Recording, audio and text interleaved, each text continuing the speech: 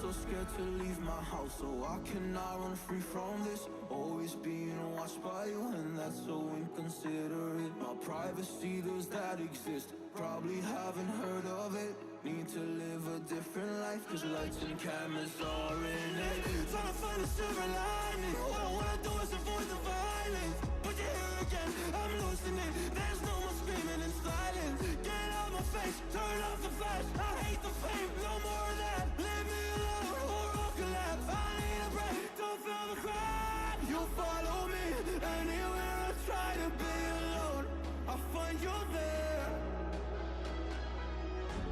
There's more to me. Everywhere I try to go alone, I find you there. Yeah, yeah. You follow me anywhere I try to be alone, I find you there. Oh, there's more to me, but anywhere I try to be alone, I find you there. I find you there.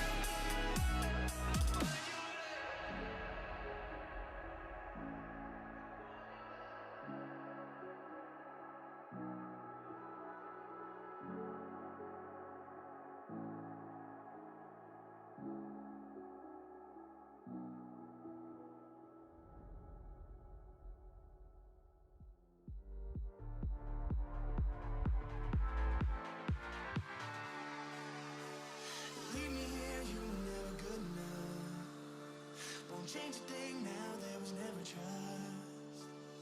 Don't you say a word, cause I've heard it all. You were just pain when you felt it all. Oh. Something tells me that I won't miss it. It's the first time that we can't fix it. It's irreversible damage done. The thrill is gone. Ooh, baby, there ain't no one like you. You chose to keep the truth inside. Ooh, baby, gave my all to you. All you did was tell me lies. Something tells me that I won't miss it. It's the first time that we can't fix it. It's irreversible damage done. The thrill is gone.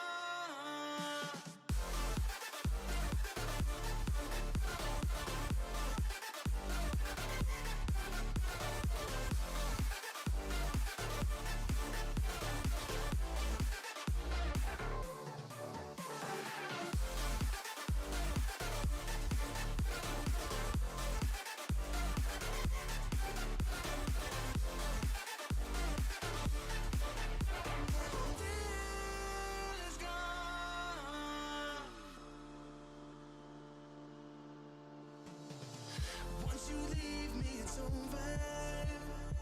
No turning back, not today. Don't you come running back now. I'm not a home for the shame. Something tells me that I won't miss it. It's the first time that we can't fix it. It's irreversible damage done. The thrill is gone. Ooh, baby, there ain't no one like you. You chose to keep the truth inside.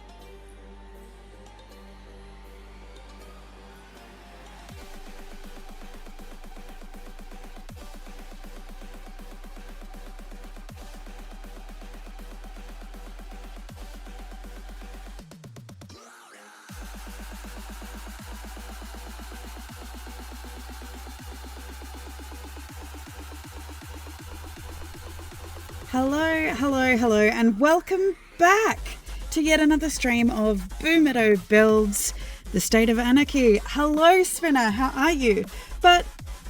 And I am just grateful that you are here. I know, the whole getting ready to stream and all that jazz, and hopefully, here we are.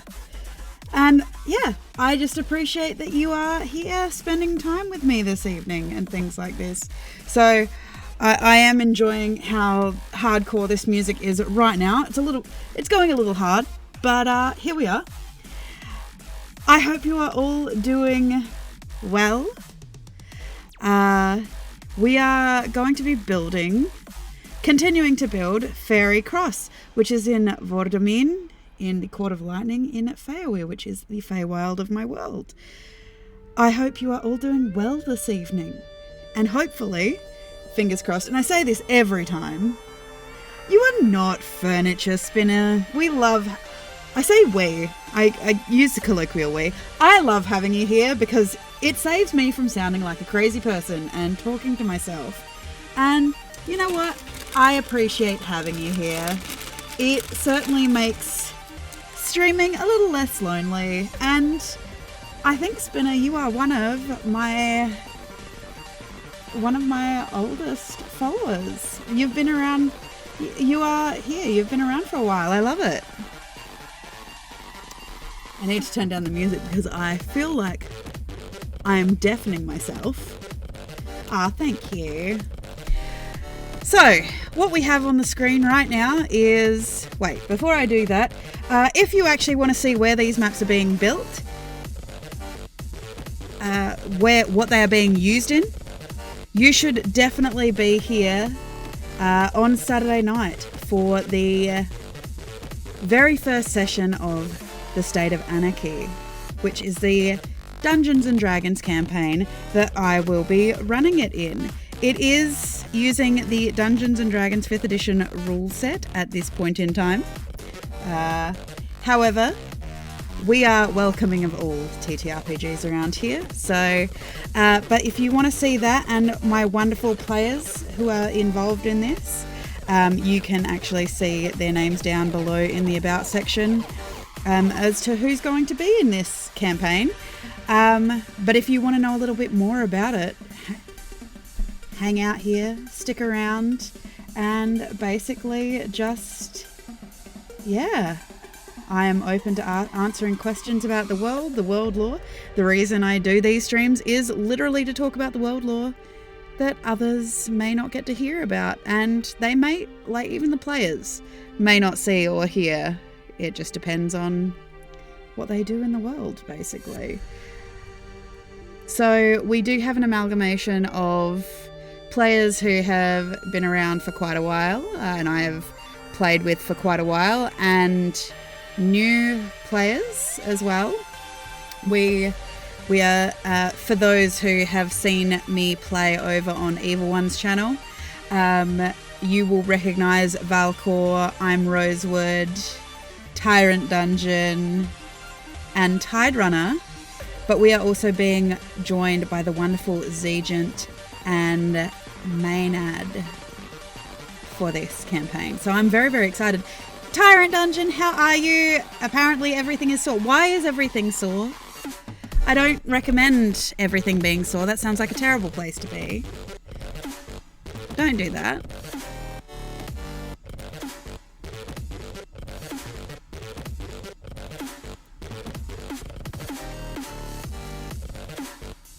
I'm trying to figure out if these buildings are smaller than I remember. Yeah, I'm trying to figure out if these small buildings are smaller than I remember.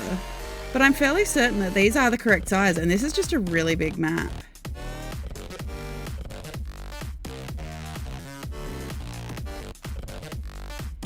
Oof. Well, Spinner, I will be around probably until close to midnight, so have a good time. Have a wonderful dinner with your family. And we are here whenever you get back.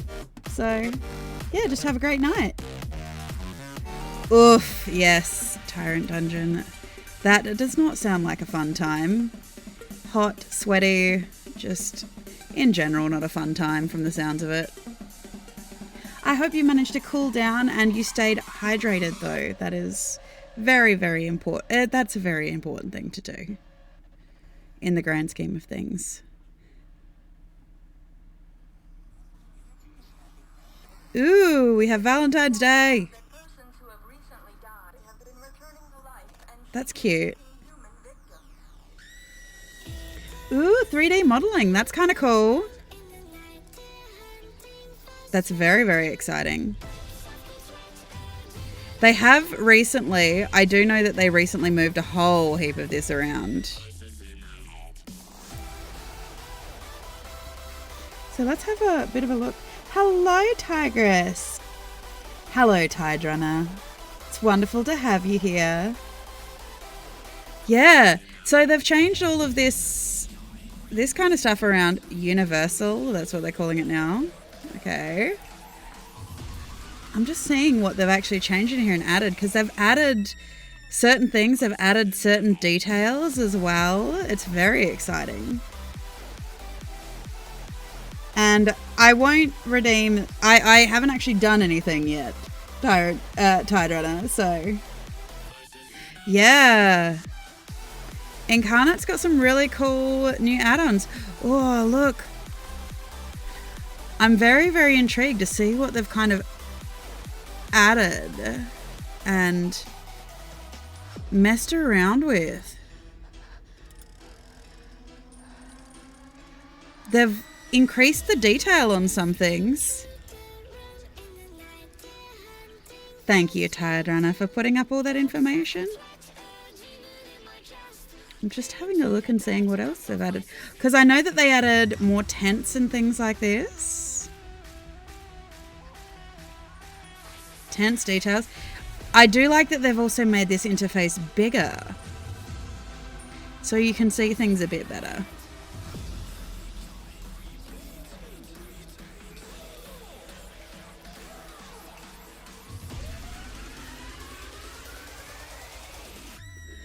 Ooh, we've got more mushrooms.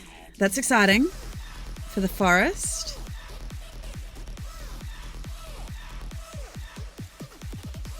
Oh, these are kind of cool in the Gothic horror for like different battle maps and things like this as well. I like a little bit more of the realistic styles.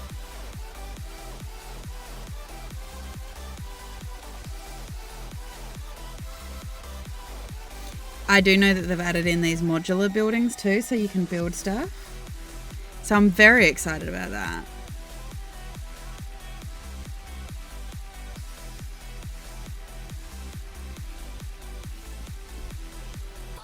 However, what I am looking for right now is a tavern.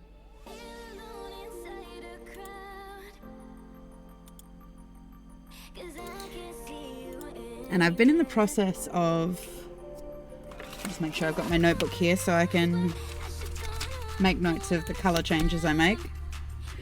Because I am going to have to change the colours on this to make it look more like gingerbread.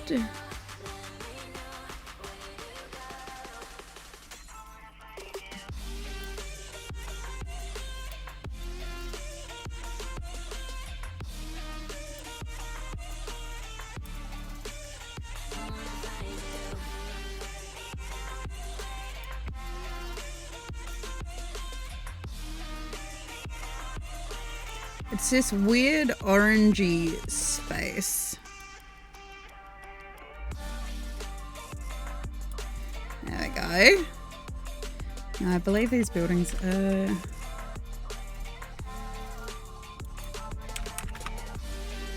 I know those cliffs are really big, but I'm just feeling like the buildings are really small.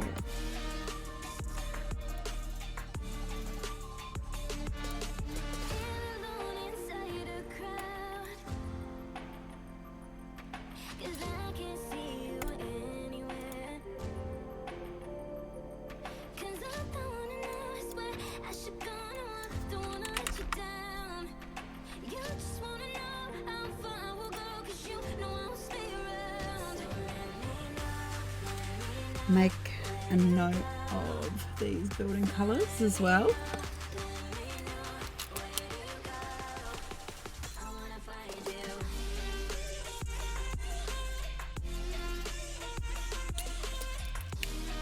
One of these days I will have pens that work here.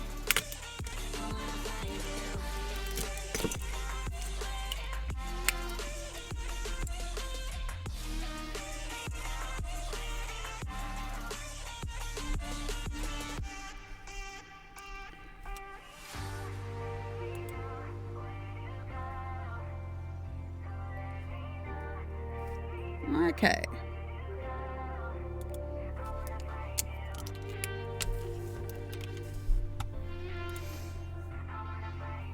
I'm always interested to see what additional things I've got as well. Like some of these temple things are new. Look at all of this. Oh, look at that crystal heart. That's kind of cool. For the fantasy battle maps.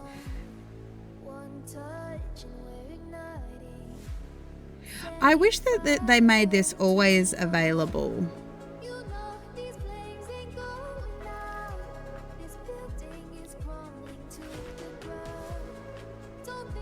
Yeah, I wish they made it always available, as well as the Christmas and the tell you about this place.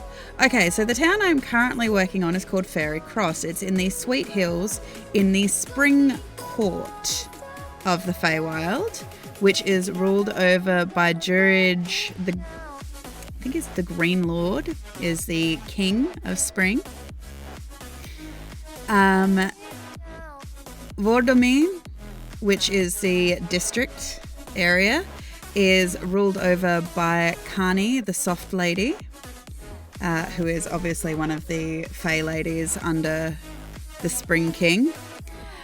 And the Sweet Hills, this particular area, everything is essentially edible.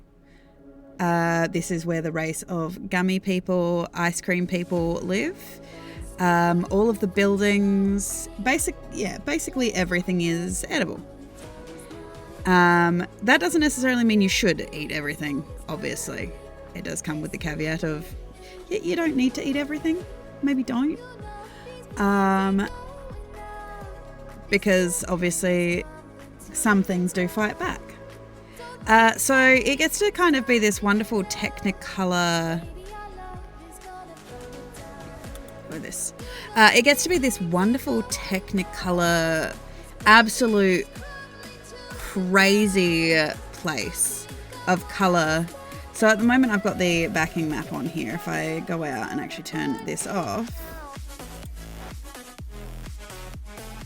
all of these hills and whatnot, the sand is made of sugar. The blades of grass have different flavors like peppermint and things like this. Yeah, exactly. It has come about because as a kid I really loved the Magic Faraway books.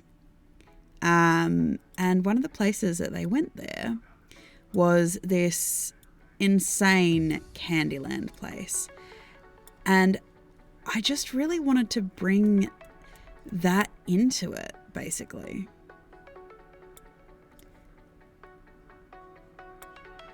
See, I can't make these any smaller. So I had thought about trying to make gumdrops, but I think I'm going to need something even smaller.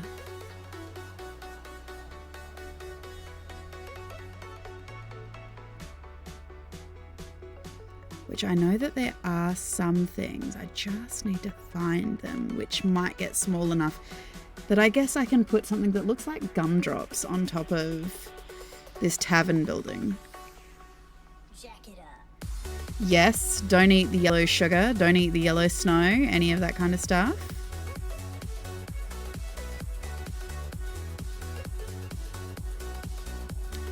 Yes, do not recommend. Don't do that.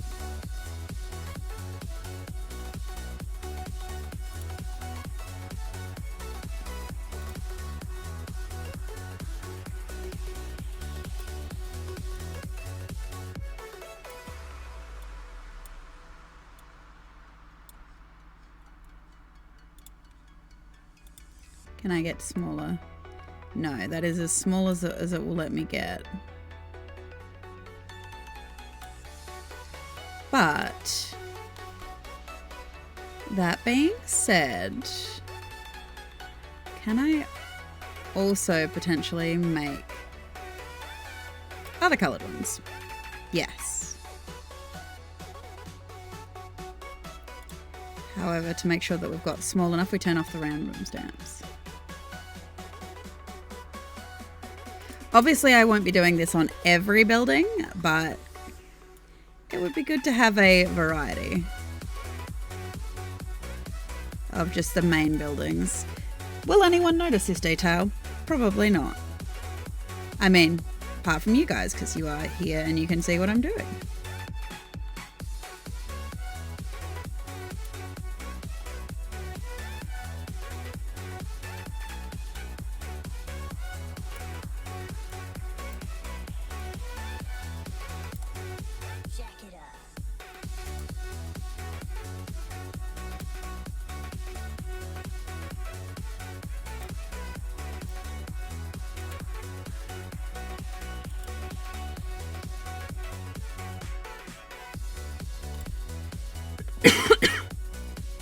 Unfortunately, I am still suffering a little bit from my illness.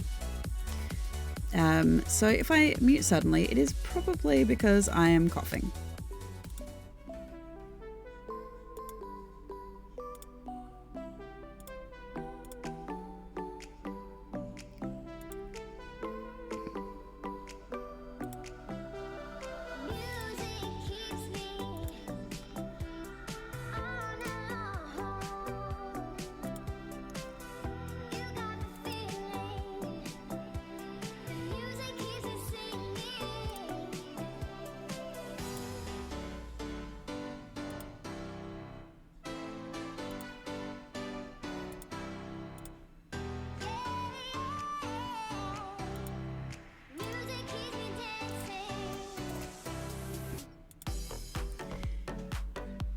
Gumdrops!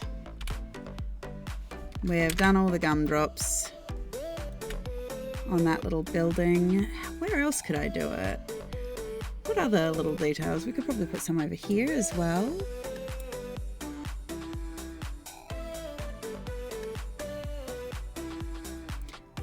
Actually, there might even be... Could do something like this.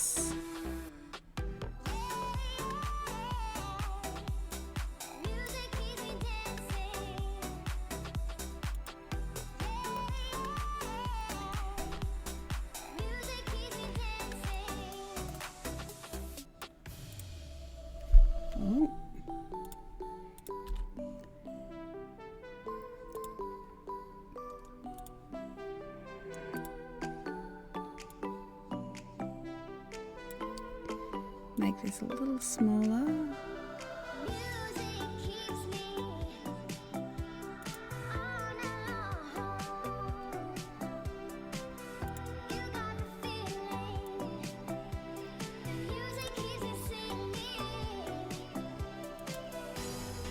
Do that. And on top of that, trying to think of what other kind of like candy coloured toppers we can manage.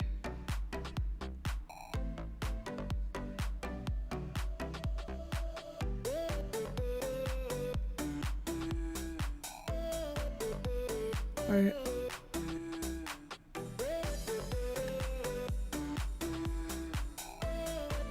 so yeah, basically I play around with it. There's probably going to be some buildings in this place that are a little bit darker for like chocolate and things like that. I'm trying to make it so that the roads and whatnot are also chocolate coloured.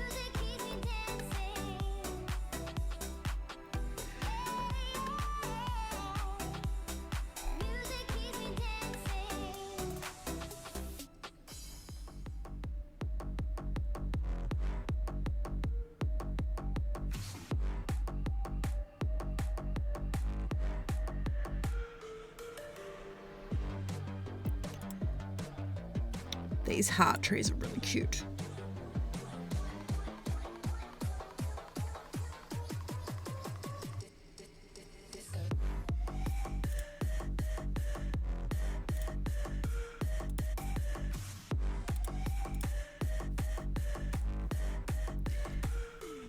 Oh, see, this is cool. We could potentially use something like this on top of the buildings as roofs.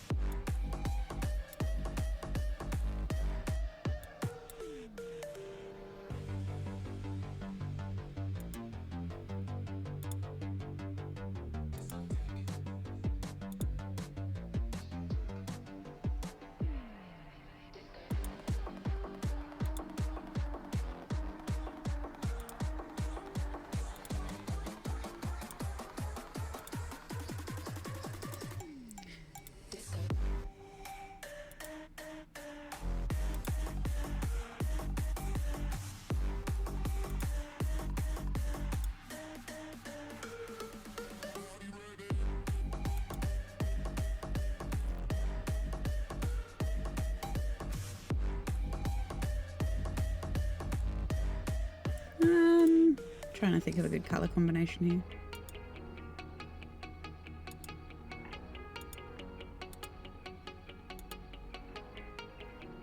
Okay.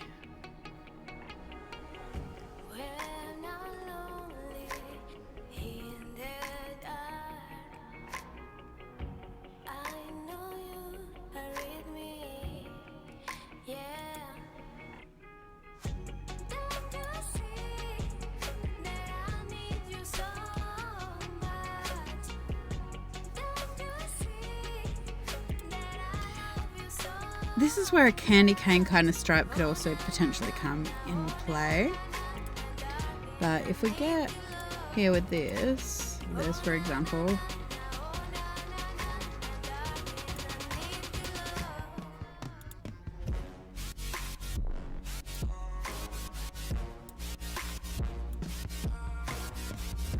if I turn it this way and I can make it look like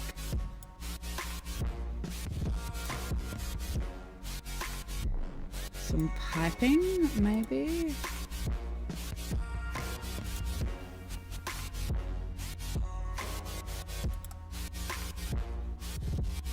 So we could do something like that.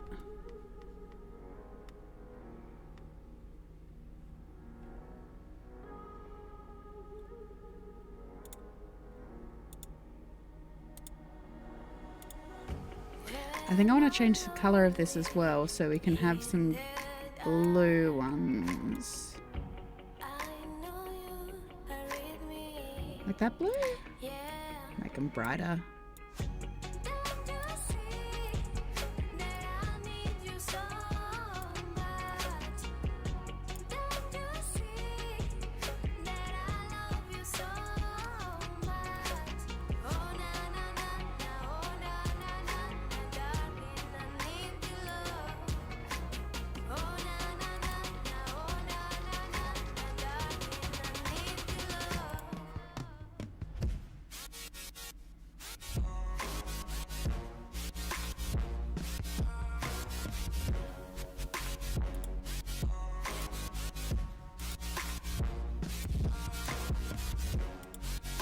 And do something like this for the center.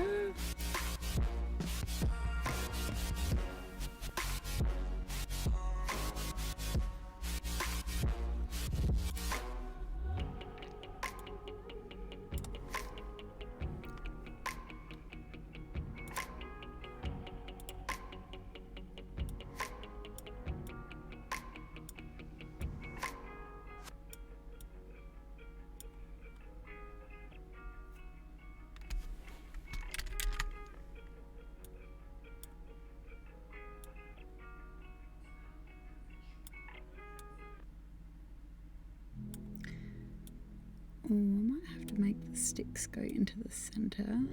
Do this. I got trapped in your eyes the moment you looked at me. From across the room, those eyes kept following me. Something popped in my brain. Oh, baby, only you I see.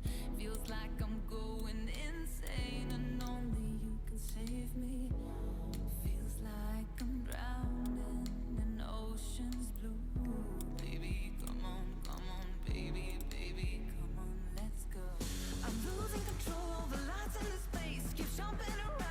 Make this even smaller. We can do.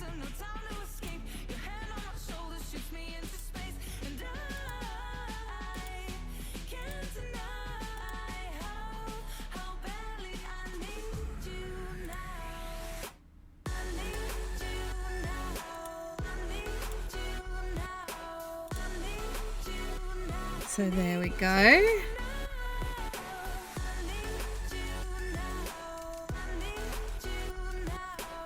What do we think of that so far? Now that we've done that, we also have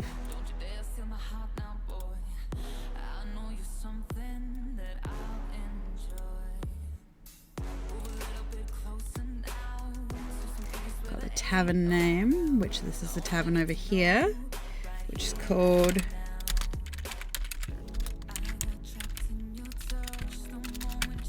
helps if I can spell.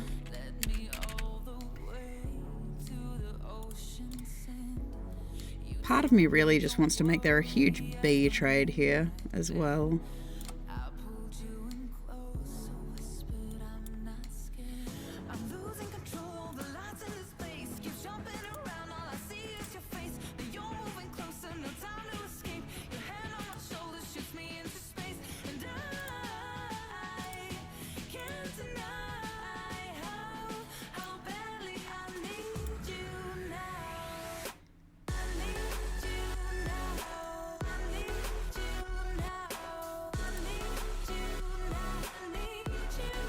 So yes, things I am concerned about is Tidrunner's character literally trying to pull everyone and everything that lives here apart to use for parts.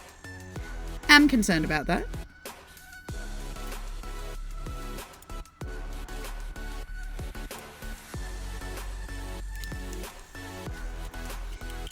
Really?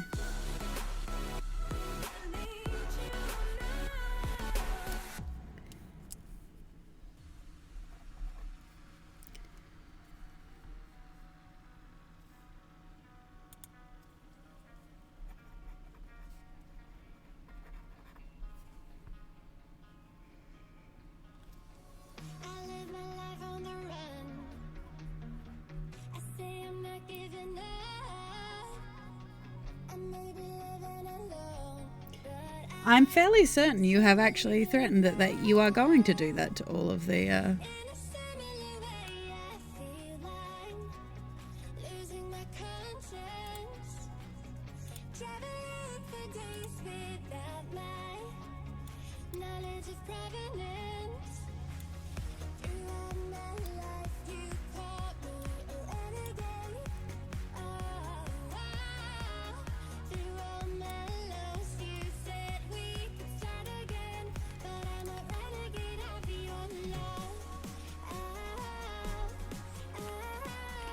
Ooh, that's exciting. I didn't have to give you pets this time either, Tidrunner. You gave yourself a pet.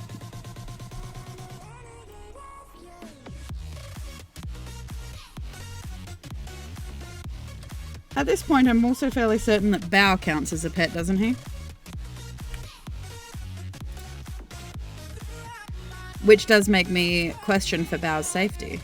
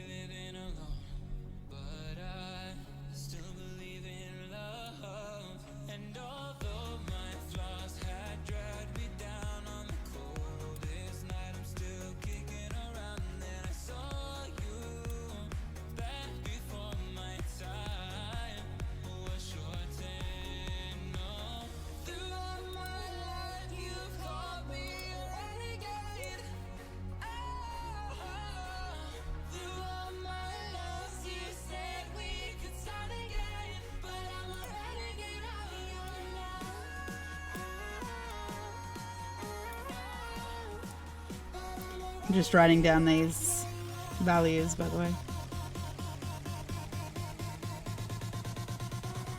Yeah, that's what I'm concerned about. You will lose bow somehow, and I'm not sure yet, but it'll happen.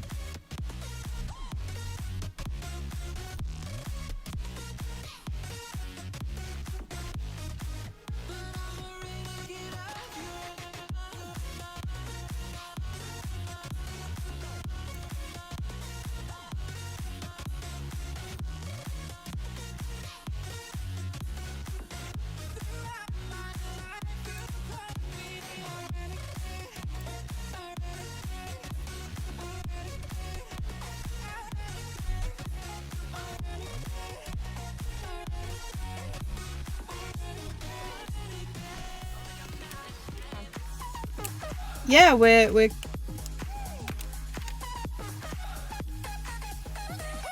yeah, that's what I'm kind of aiming for a little bit. Giant gummies and things like this. Making it look like candy, gingerbread. I don't know what I'm doing with everything yet. We'll have to wait and see.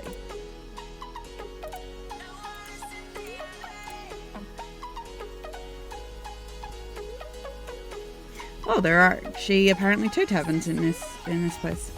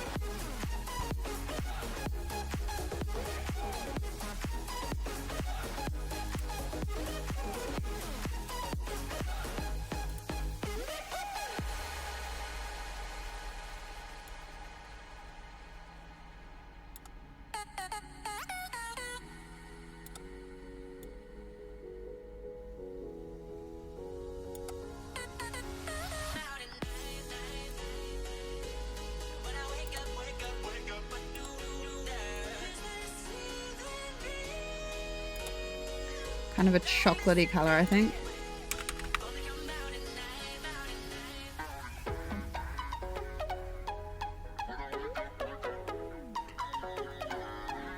Well, yeah, that's always something that can work if you need to step away for whatever reason.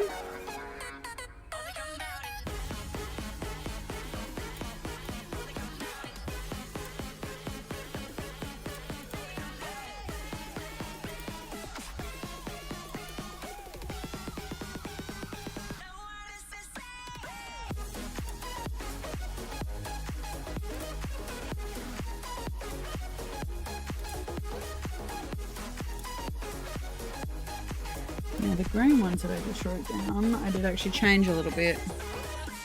111, 166, and 135. Make it nice and bright. Actually,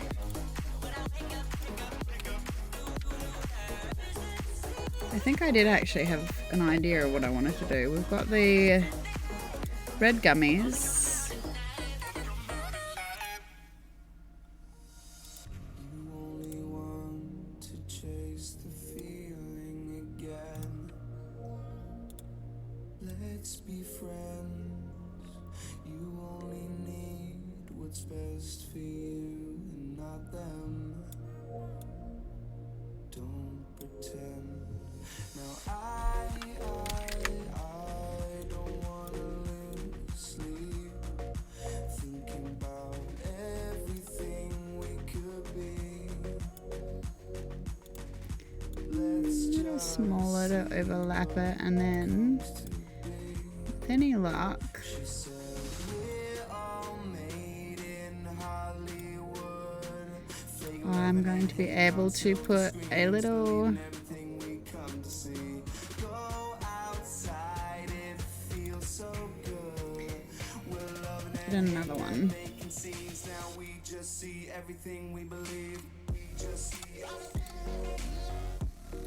Might change the colour of that one though.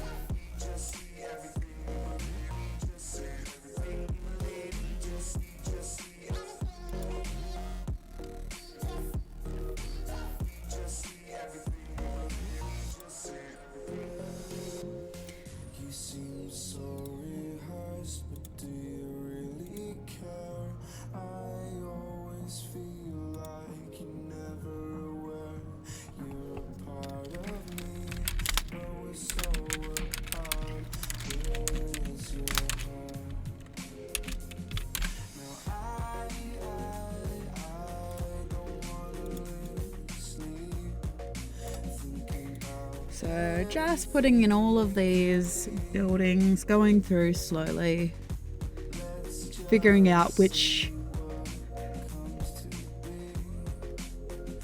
buildings we need for certain things, merchants, whatnot. Fake loving and hating on silver screens, believing everything we come to see. Go outside, it feels so good. We're loving and hating and making scenes. Now we just see everything we believe.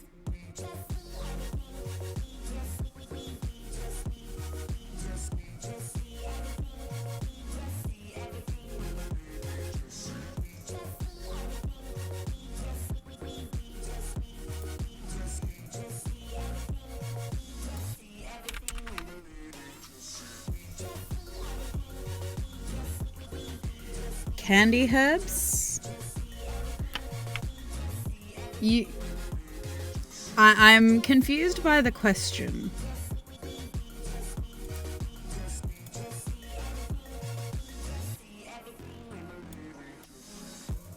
Because candies are still flavored with herbal extracts.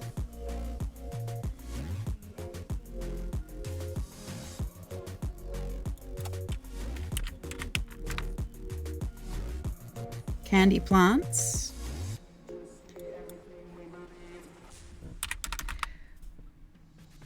Well, I mean, candy plants. I mean, the problem is candy is inherently made with plants. Like what it's flavored with, things like this.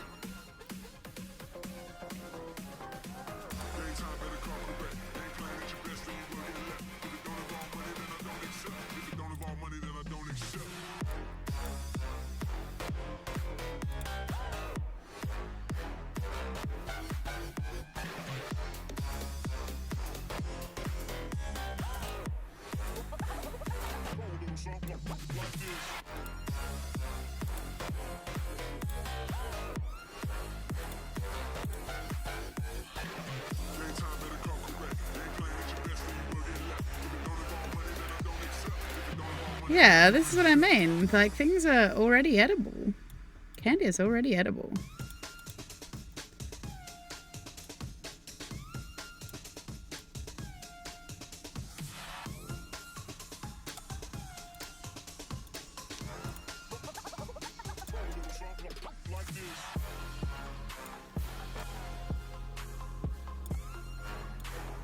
And I mean, the thing is,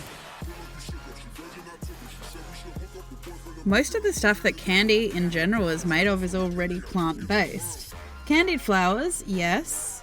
If I remember back to the book that I'm kind of basing this particular place on, they had things like strawberries, for example, grew on strawberry and cream plants.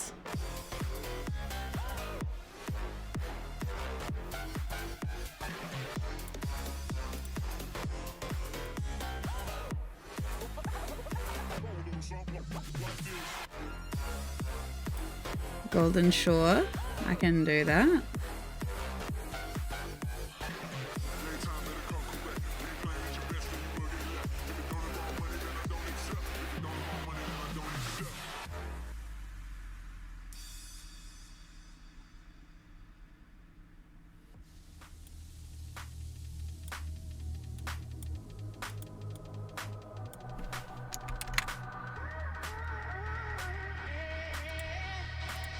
I do, but I'm blatantly ignoring it for the favour of actually being a bit PC.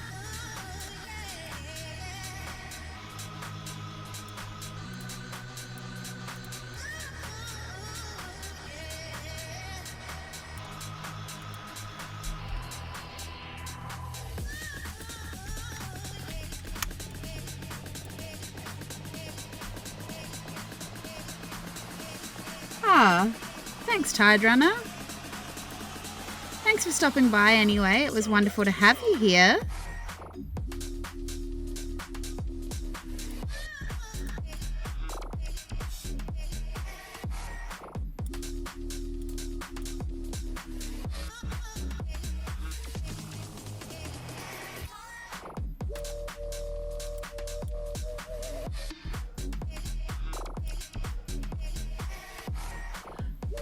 Posture check, thank you. Hydration station, stretch. You're just redeeming everything all at once, aren't you?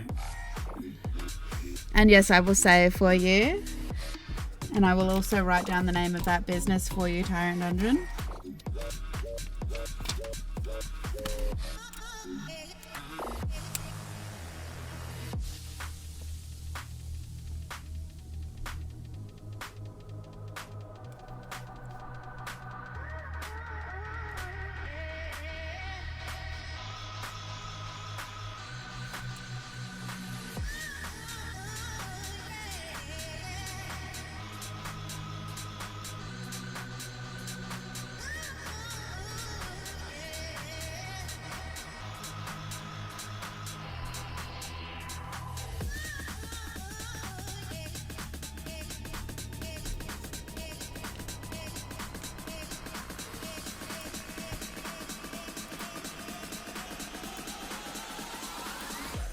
Back to the sound.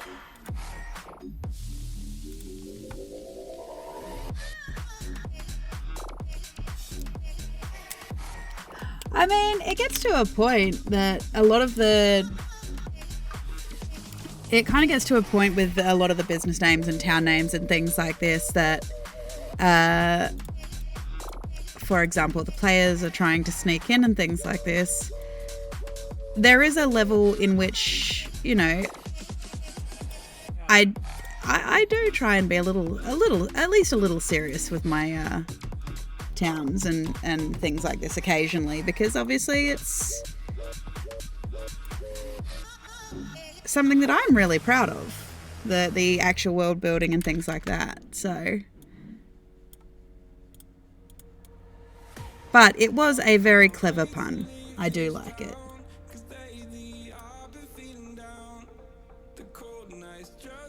Ah, yeah. I know that there was a new Strawberry Shortcake Adventures. Part of me wants to think it's like Berry Bitty City or something like this.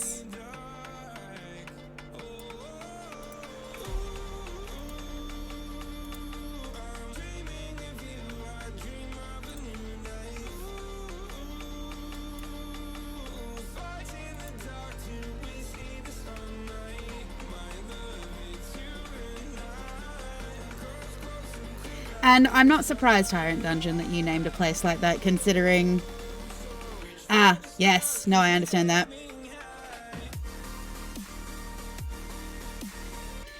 Thank you for the lurk. It is always wonderful to have you here.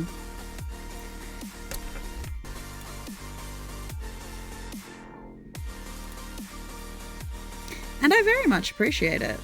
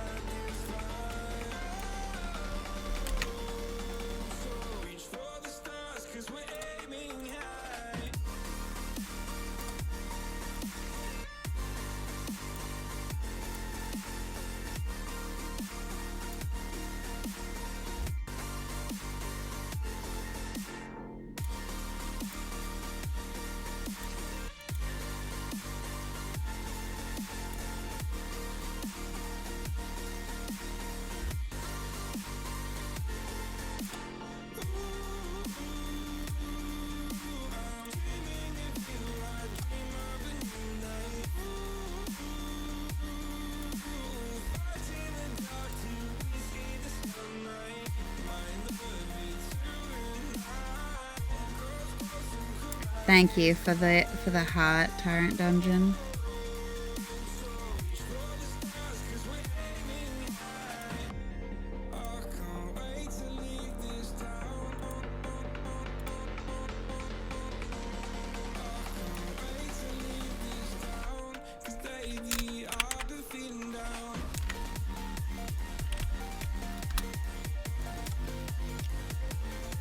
I'm gonna have to remember to save in a minute because I do owe Tide Runner 2 saves.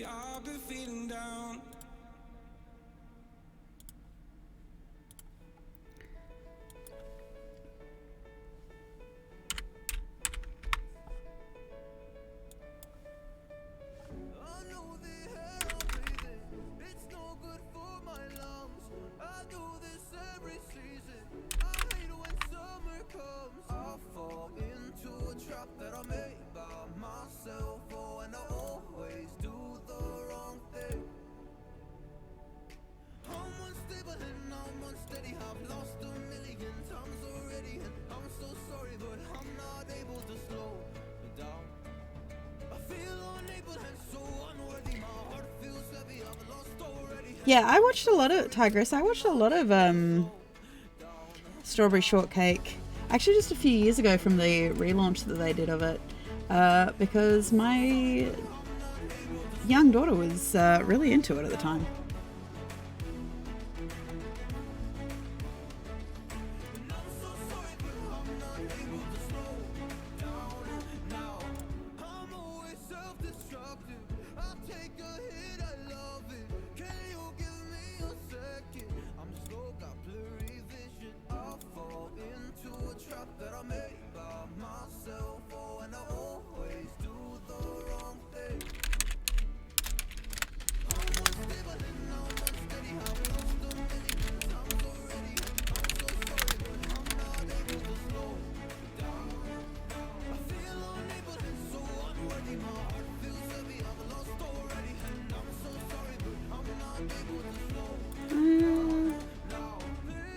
Say fountains.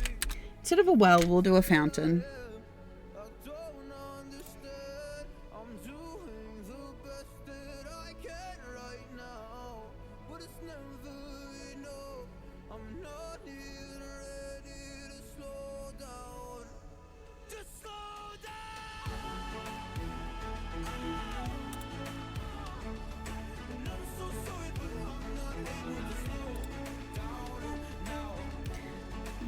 What are we doing with the colours of this?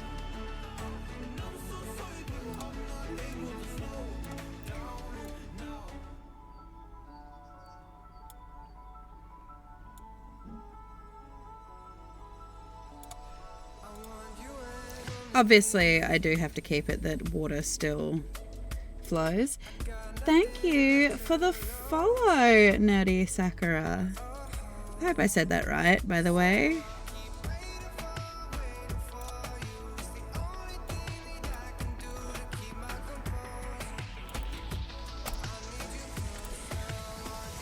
The question is, actually, do we go with the one with the water, or do we go the one that looks a bit more like it is a bit chocolatier?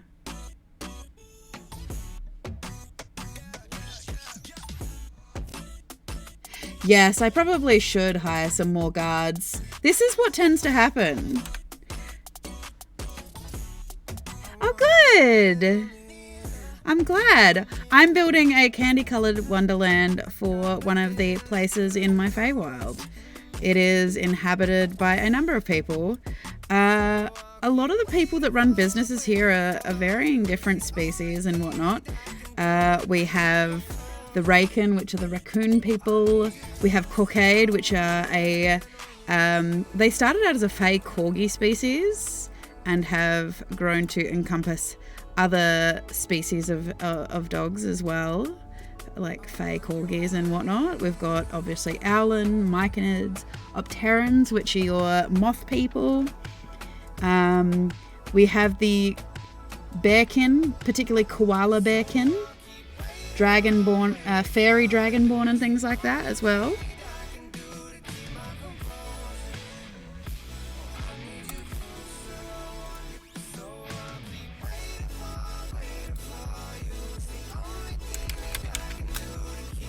Let's have a look.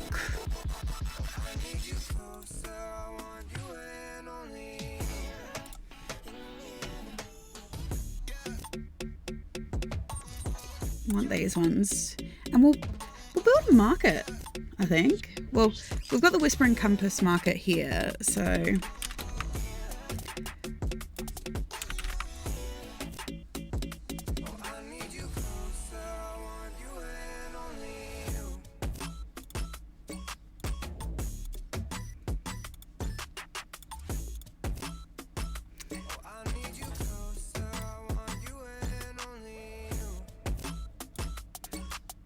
Gonna have to recolor these as well, I think, because as much as I love the pretty blues and purples and whatnot,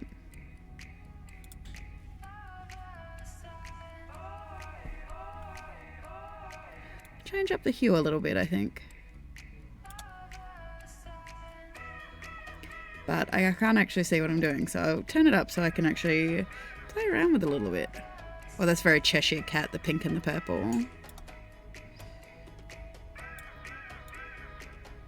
We want to make it luridly bright, I think. Something like this? What other colours did it? Oh, it brought in the oranges. I love the orange as well, so...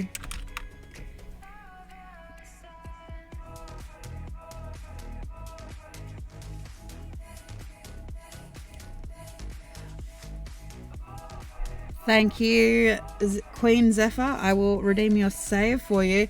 And that's so exciting, Nerdy Sakura. Arcane Trickster Rogues, they're fun. Personally, I tend to Cleric main. I really love the versatility of Clerics. But I hope that you're really going to enjoy the DMing process of building your own homebrew world. I did the insane thing that I've never tried. When I started DMing, I never tried DMing like I never tried DMing modules or anything like that. I just threw myself in whole hog and have never looked back since. The maps that I'm building on right now, yeah, that's exactly it. You kind of can't prepare yourself for it, so you just like go for it. I originally started this particular world 6 years ago, and so this particular campaign that I'm going to be launching as of Saturday. The only reason I'm so far ahead is, like I said, this has been building for 6 years. It's had maybe 7 different campaigns in it, so there is a huge proponent of it, which is hugely in part to my wonderful players creating characters and putting people in the world, basically. And yeah, from that we've just kind of built on it, and I have a current campaign at the moment that is actually going through it. The only advice I can really give on that particular front, if you're worried about not having anything to show and you've been working on it for 2 years, I know this is very classic, starting with the Dungeon Master's Handbook and things like this. Start with one town and just get players in it, because at the end of the day, if you only ever work on it, you're never going to actually get to see it come to life. Yeah. And you deserve to see your hard work and your world come to life the way it was supposed to be seen, actually played in, lived in. One of the things that I kind of had to learn early on is you can create your world on paper. So let your players go ham in it. If they're going to destroy the world, let them destroy the world. You know, their actions have consequences. And that's okay. You know, it's very fun getting to see it come to life.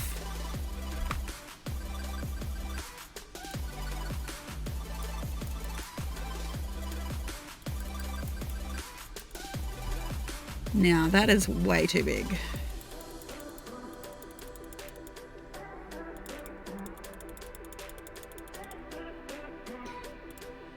And I started doing this market square like chocolate-styled roads. But even that, I think, is too big.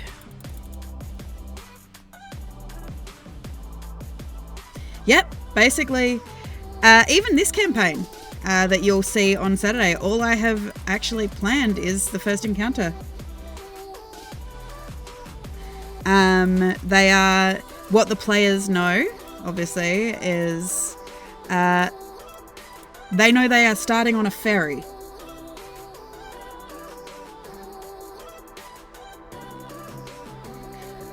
Ooh, multi-classing is exciting too.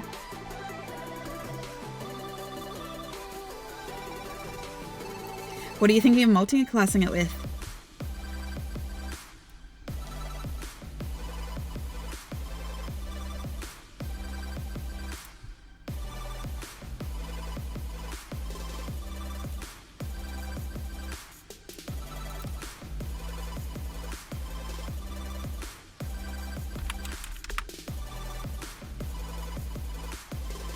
Ah, Blade Singer. That's really cool.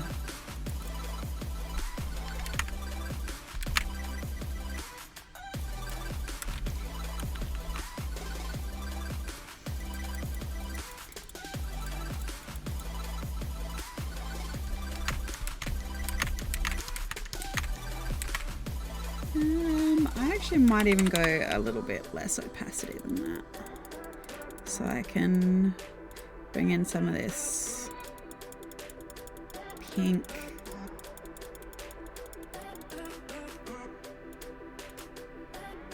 And the blue.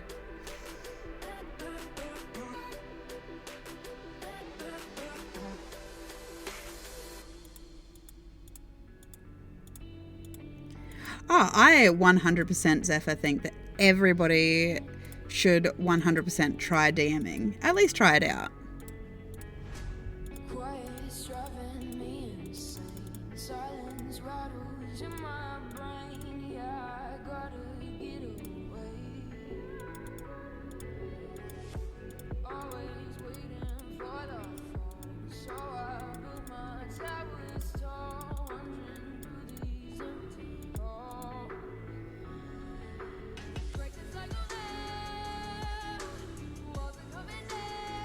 So yeah, that's pretty epic.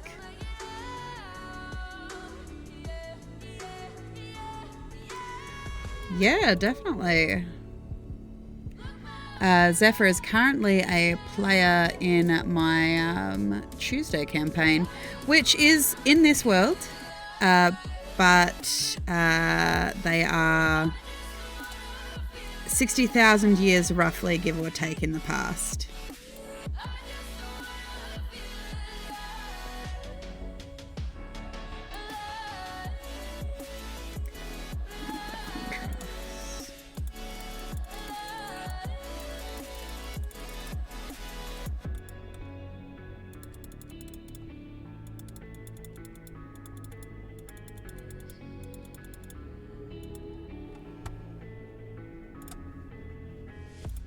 Gotta save me from myself. This emptiness, it hurts like hell. My good intentions let me down. Nice. That is an impressive level of power.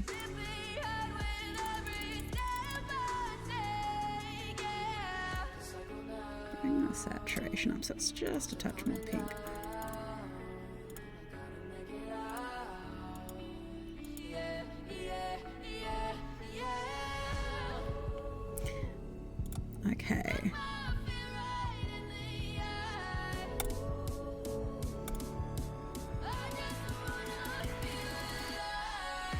We also have to find...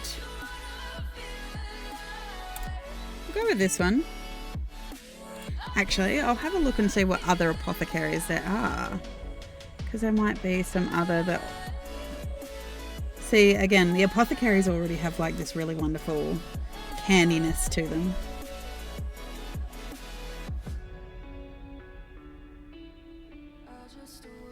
Yeah, I can understand that. It is one of the things that makes things like bards really impressive. Actually getting to see what a high-level bard can do is a really, really cool thing.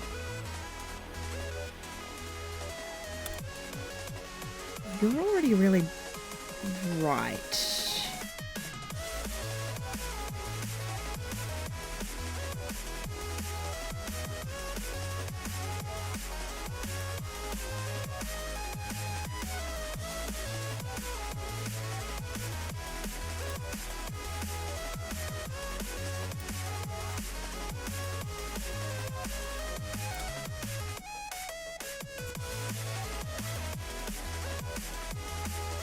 Actually, that's probably... Oh no, it is that way. It's more likely to go that way to the street though.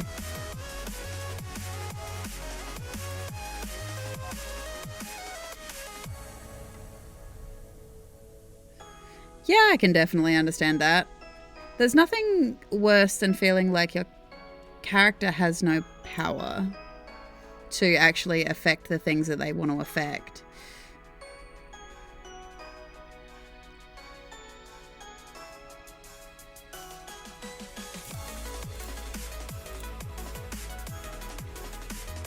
I am definitely intrigued as to Vendetta being an Echo Knight.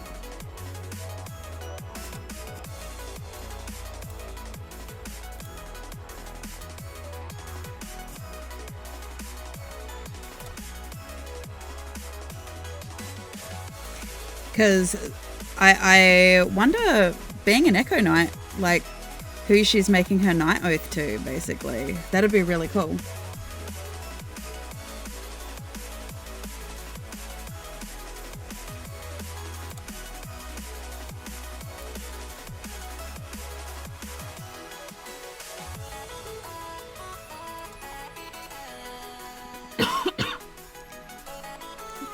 Excuse me.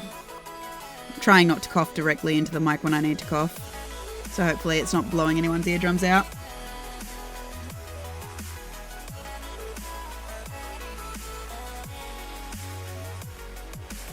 Alternate Vendetta?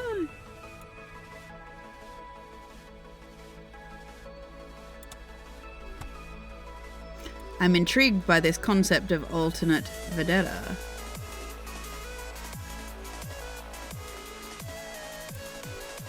Definitely interested to hear what you have planned.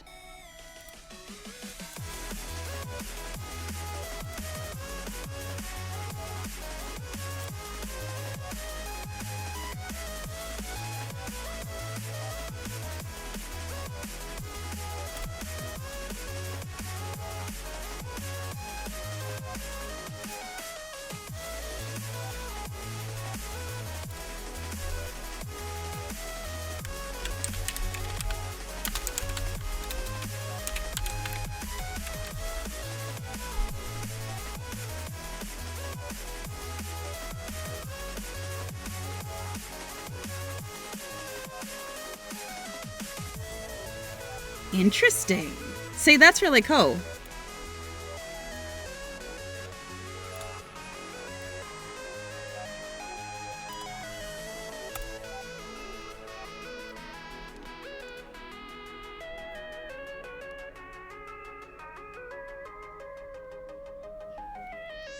Yeah, I can understand that.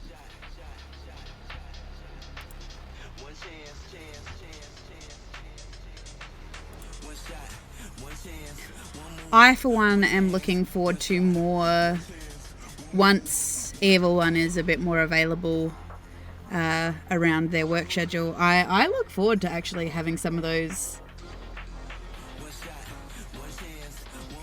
I'm actually looking forward to seeing the training sessions between Vedetta and Arashi going forward. It's going to be very interesting.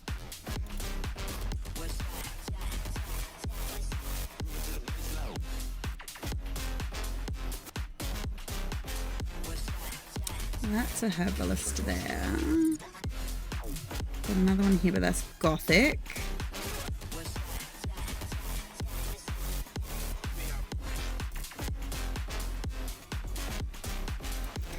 I might actually utilize this one, I think.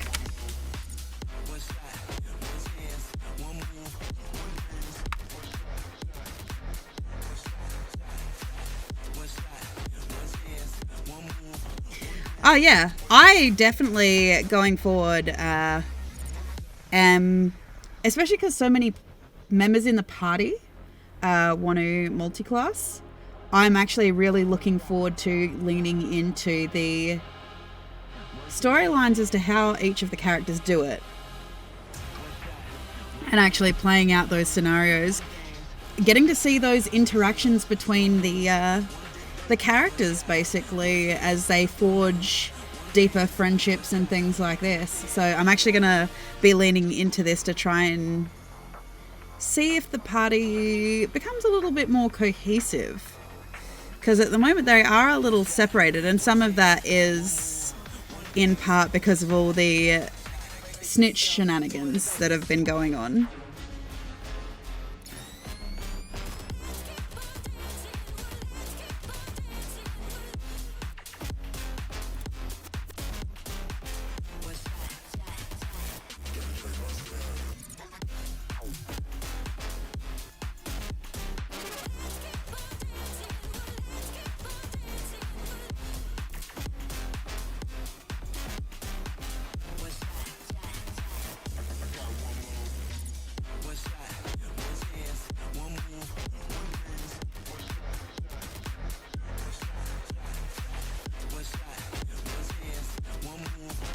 Nice.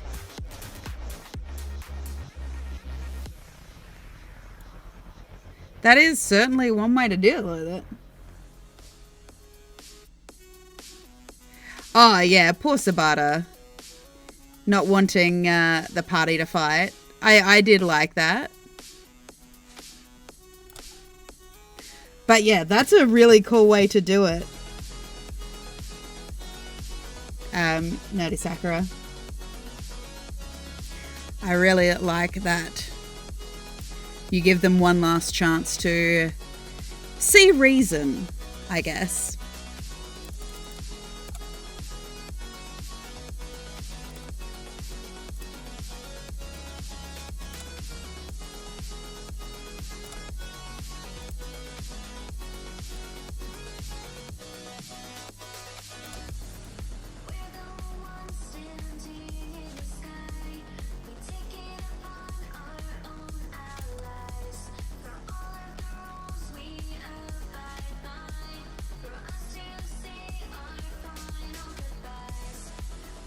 Yeah, that is a lot of gold to invest into this into that plan, but I like it.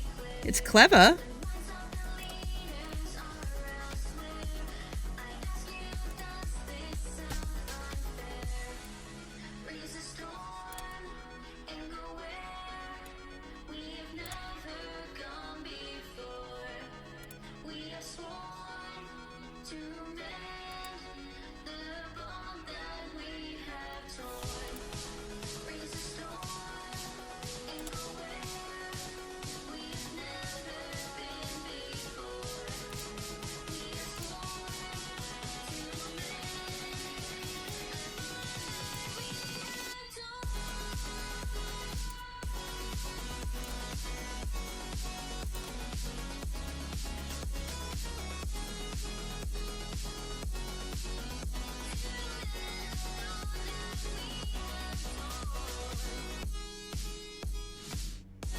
Yes, I think that's a very clever way to do it.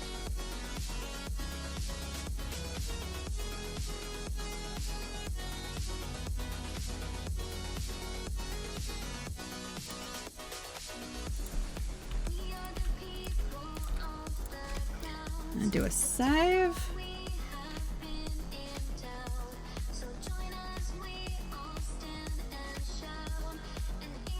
Oh, yeah, I can completely understand that. One of the favourite things that I really like being able to do with players is actually getting to see them build those friendships that lead to difficult party decisions when push comes to shove. The fact of, you know, having to convince a party member who previously, you know, you were 100% would be on your side, that, you know, they are better than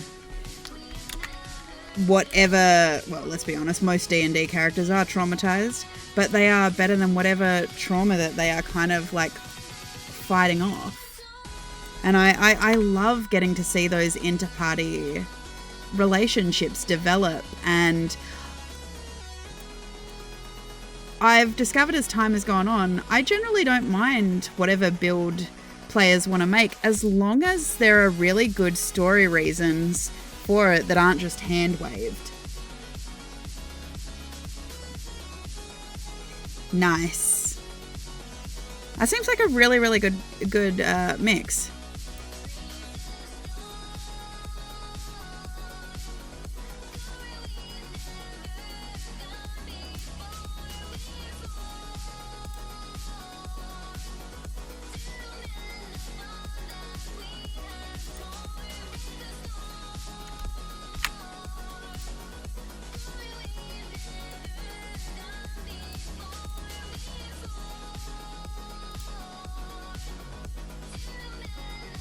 Warlock, Artificer, Monk, Paladin, Fighter. Yeah, that's a really good mix. Good mix of martial and spellcasters.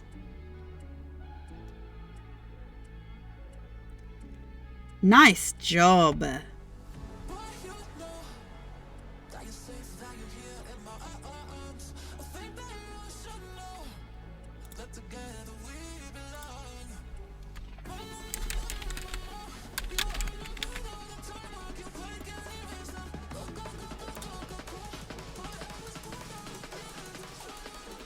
Yeah, and it has been that is one of the things that Zephyr that has actually been driving some of the decisions that I'm starting to make. Yeah, there's no dedicated healers. No one has particularly gone cleric.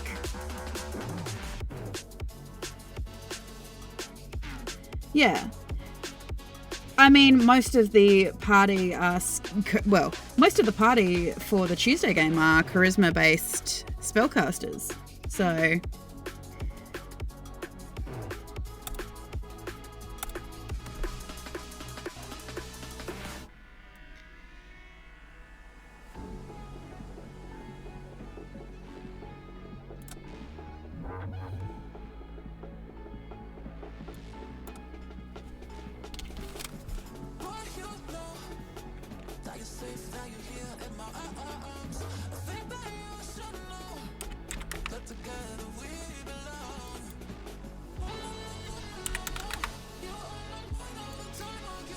my current D&D character, the only D&D character that I'm currently playing, is actually a wild magic sorcerer. Insane charisma, terrible intelligence.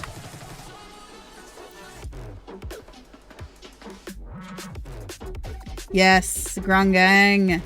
Yes, it is an entirely Grung party, which you can catch us on usually the opposite Wednesday night to when I stream. So next Wednesday, Grung Gang will be over on Evil One's channel, and you can find the links for that down below in my About section, if you're interested in watching us be chaotic frogs.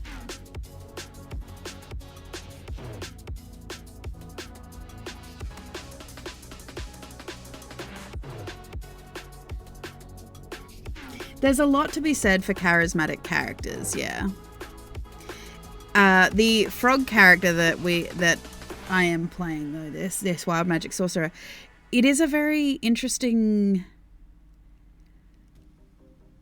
I find it very interesting to play because I usually like to play smarter characters than that. Hey, so far, we have seen that Sabata is very charismatic. He is the floofy boy.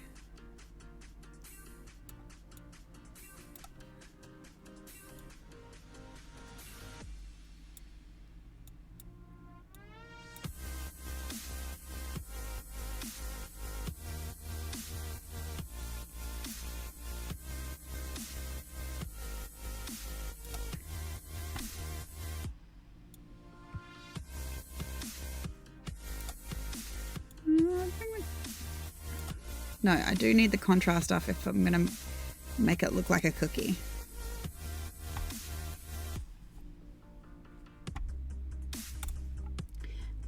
I will apologize for my Nightbot, Sakura. It does get yeah. My Nightbot is a little zealotous when it comes to certain things. So,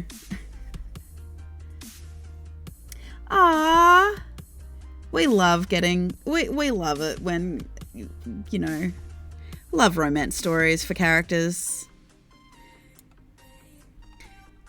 Poor Zephyr's character keeps trying to have dates, but just the sheer boy party, the rest of the party is, they kind of, it's so weird because it's such a weird combination of she's simultaneously messed things up for herself while also the rest of the party has also intervened.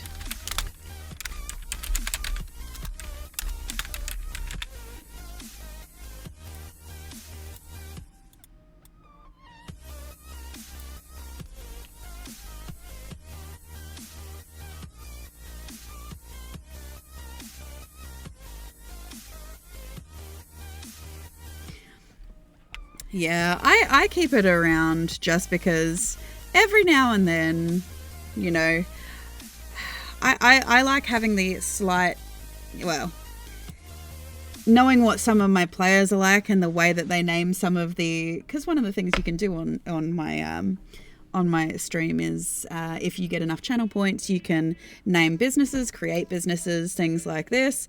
And some of my players do save up for it. I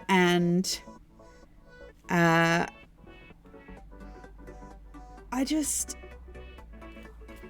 yeah, they do tend to like to push the buttons a little bit with it sometimes. So it's always interesting to see what they try and get through. And I'm always impressed with bards and bards who, yeah, people who play bards that can do the poetry, who can do the singing thing. I am not that quick at being quick off the mark to be able to figure that out off the top of my head. And I wish I was just that little bit quicker at it because I would love to play a bard.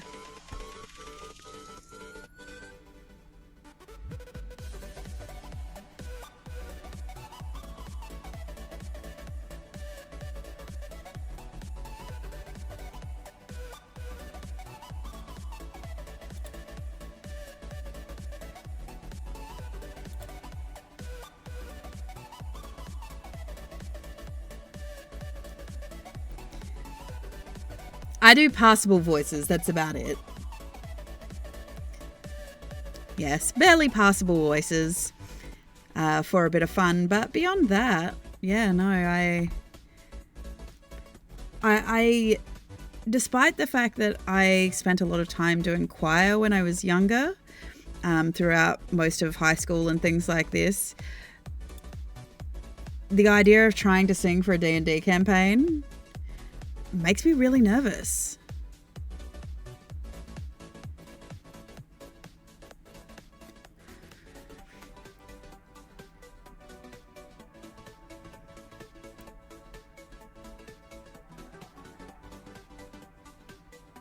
So yeah, I very much applaud anyone that can do that.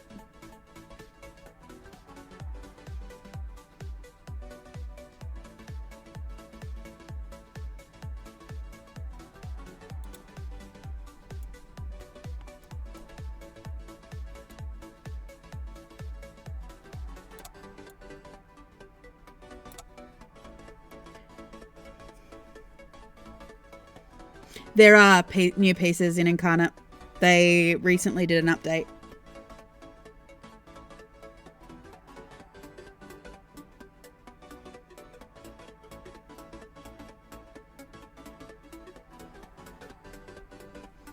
Yeah, there are some shiny new pieces.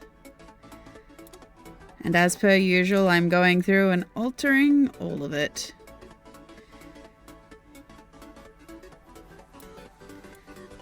Make it brighter.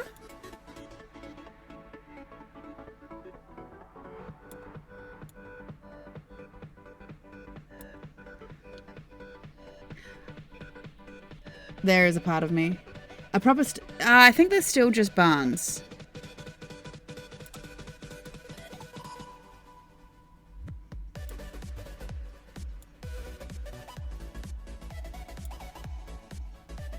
I like the look of this Smith building, but I don't like the color I can get that I'm getting the roofs.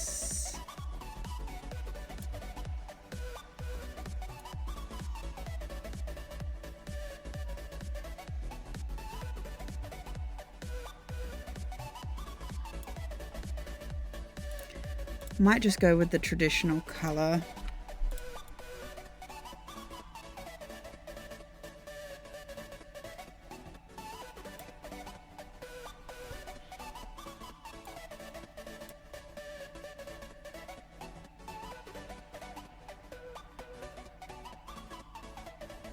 Ah, that is the common running joke, Sakura, that most of the time when you're playing D&D, all the flirting and everything like that, there is that realization and memory that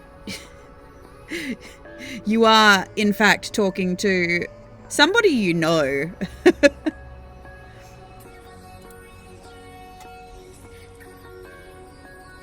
You know, and your DM, you're generally, every NPC you flirt with is, you are flirting with the DM, who is most likely someone you know and a friend.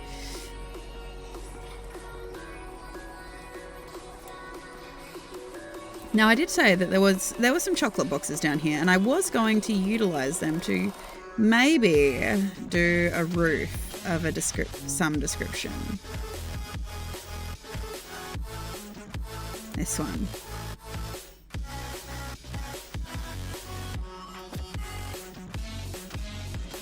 Oh, seeing... let me have a look. I mean, you can certainly post it if you like. I believe you can also... I think you can send me whispers.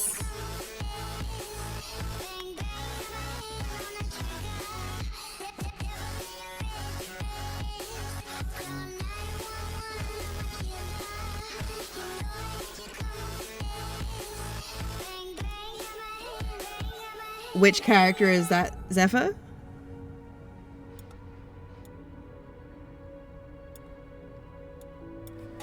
If I can pull this off, that will be even better, but we'll just...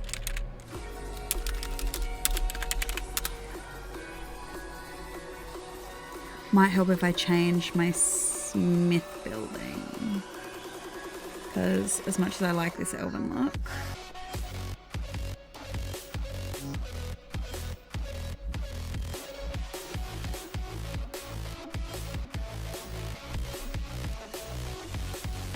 Oh, see, that's really lovely, Sakura. I really like that. That's very sweet.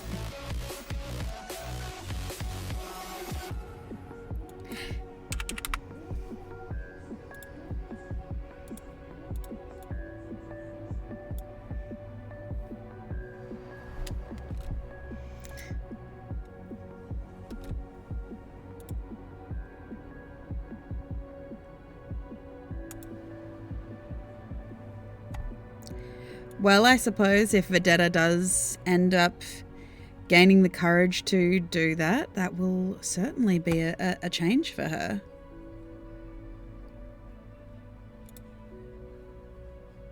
Certainly very brave of her, admitting to Pelikov.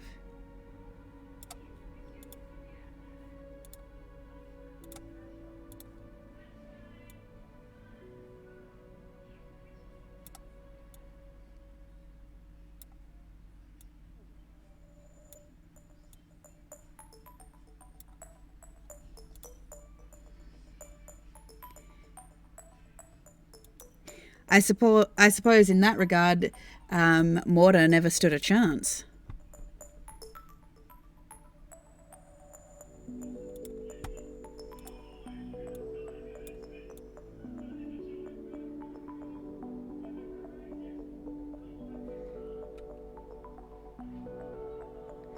Yes, Morta never stood a chance.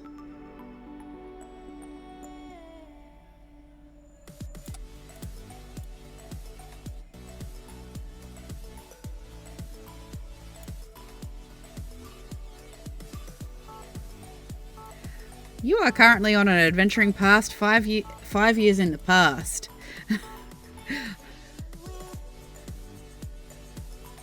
I think Vedetta needs to figure out if she has time for romance right now, to be honest. After all, she does have to also keep her brother in line.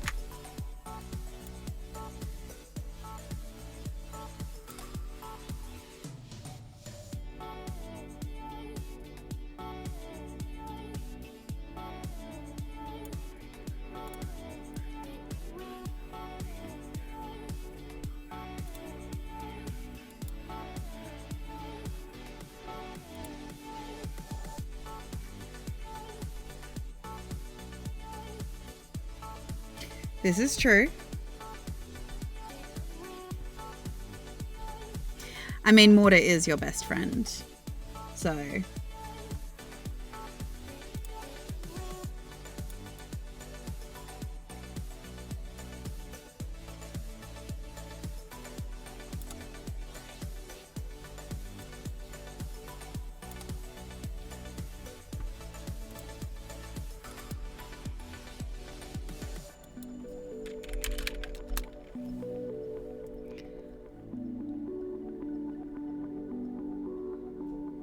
have piles of wood.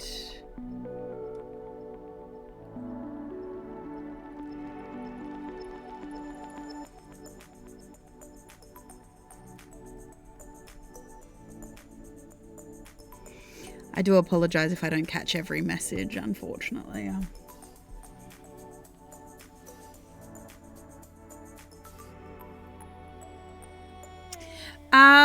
It does occasionally happen. Through just sheer shenanigans, it does occasionally happen. I have had a character beg her in character love to free her from herself because she deemed herself a monster and things like that.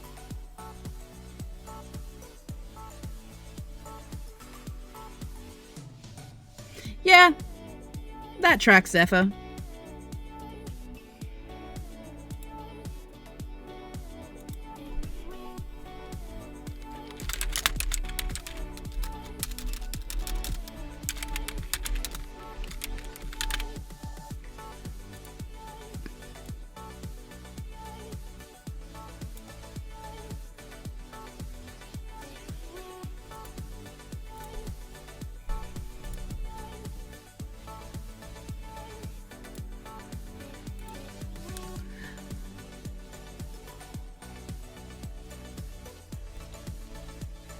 Yeah, there is always that chance that players, because obviously, you know, they don't necessarily...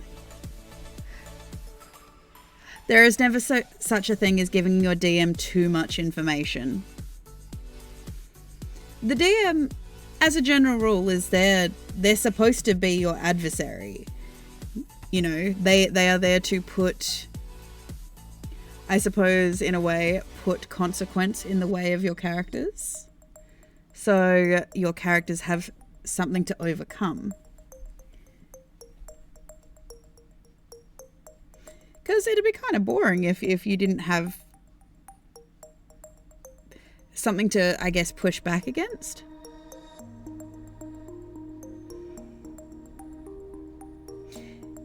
It's really interesting watching players, when that does happen, watch players show their hidden resilience in overcoming things like that.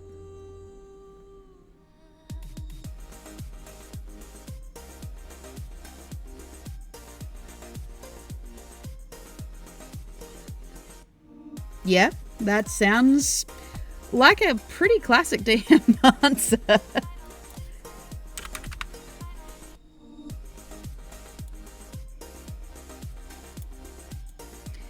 Because at the same time, like, the DM to a certain degree is still beholden to the same rules of the universe as the players, which is, you know, a mysterious stranger who has never met your character isn't going to know stuff about your character. Like, for example, they're not necessarily going to know what spells you take, for example.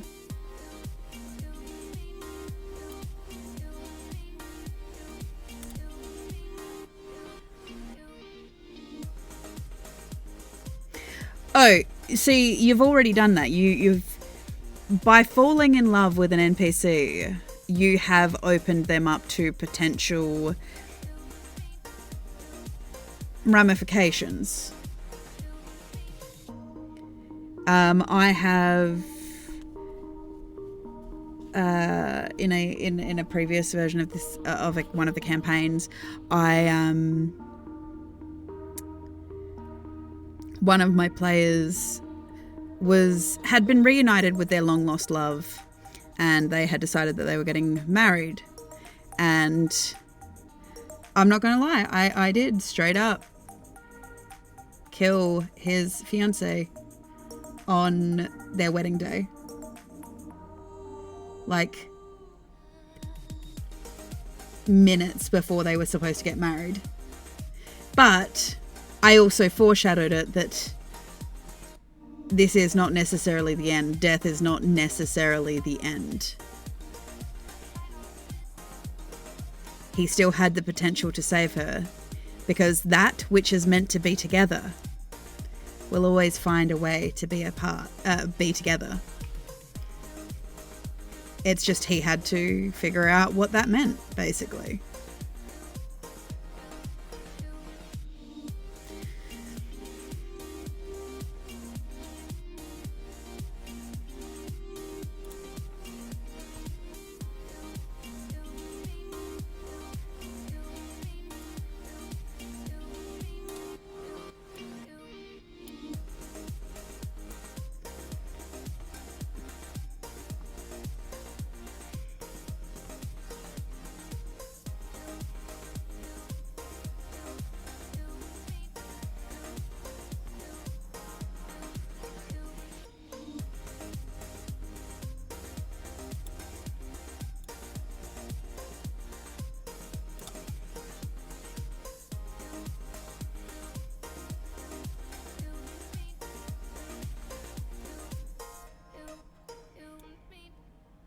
Oh, it's one of the quickest ways to create trust issues.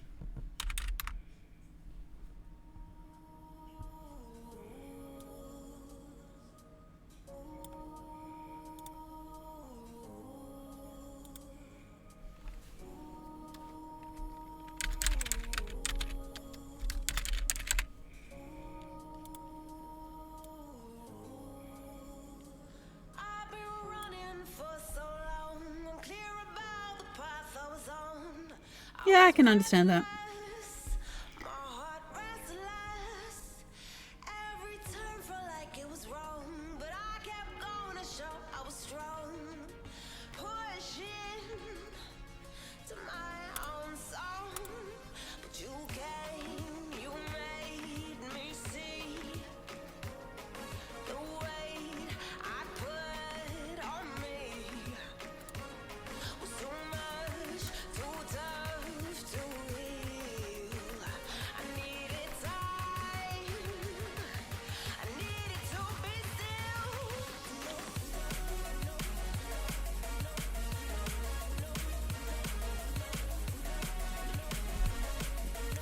It's a good plan.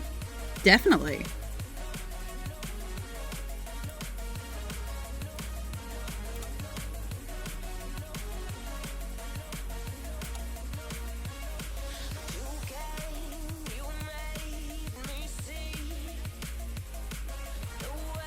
I'm hoping it works out for your character, Sakura.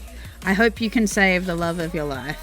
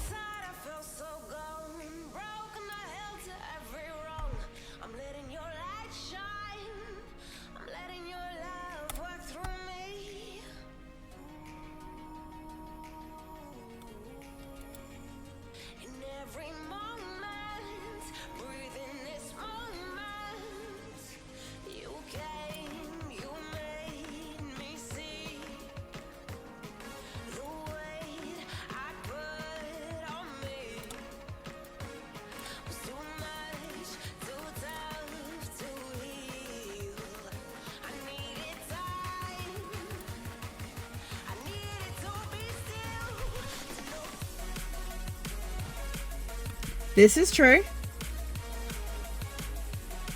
It also depends if they're an NPC. It also depends on how your DM runs their NPCs, I guess, as well. That can also come into play. I know that, for example, I tend to make significant NPCs roll death saves, but I know not everybody does that.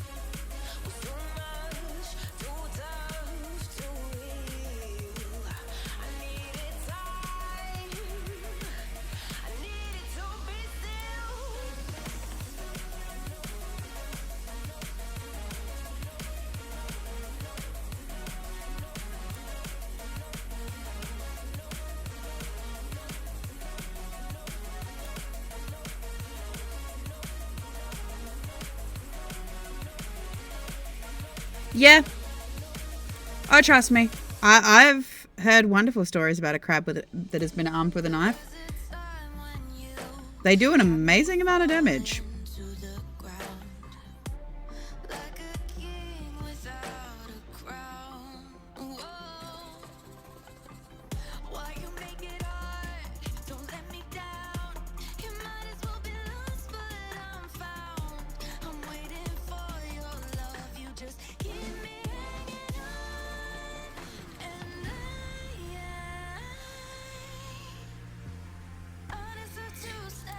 True. Usually BBAGs tend to have inflated hit points anyway. But again, it depends on how you build them. Because, yeah, none of my NPCs that my players end up in combat with are ever standard as written. I usually alter them to have more hit points, other abilities that they may not have. At least canonically have, and things like that. Because yeah, I do like to change it up, and I find that it also keeps some of my players guessing as well. It can help alleviate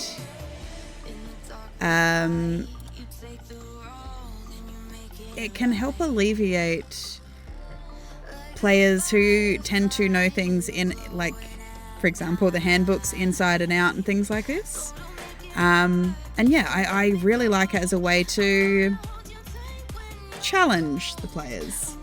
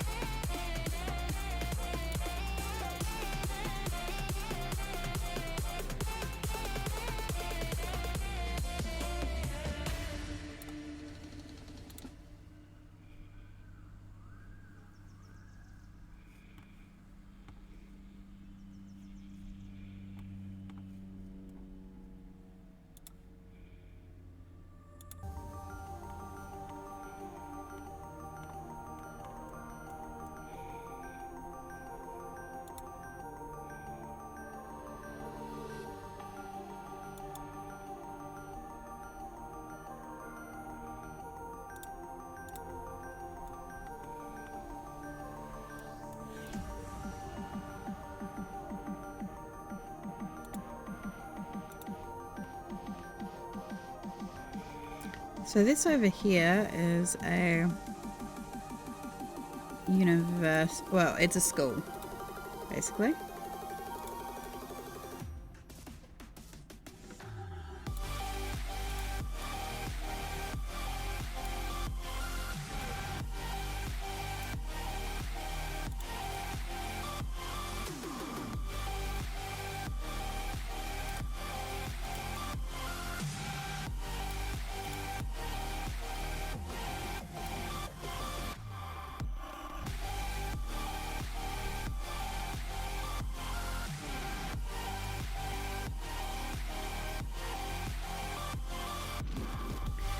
See, that's exciting.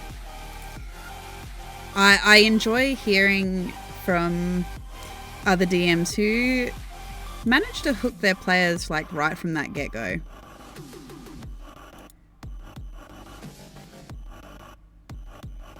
It's really interesting to see what other DMs do in certain circumstances.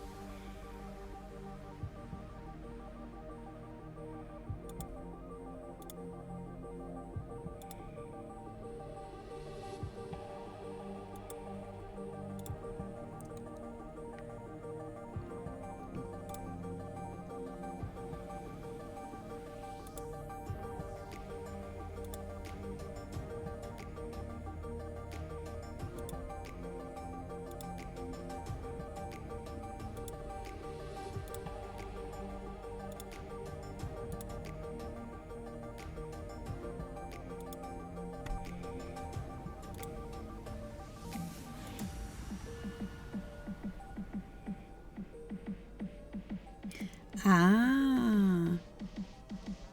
See, that's very clever. I like that.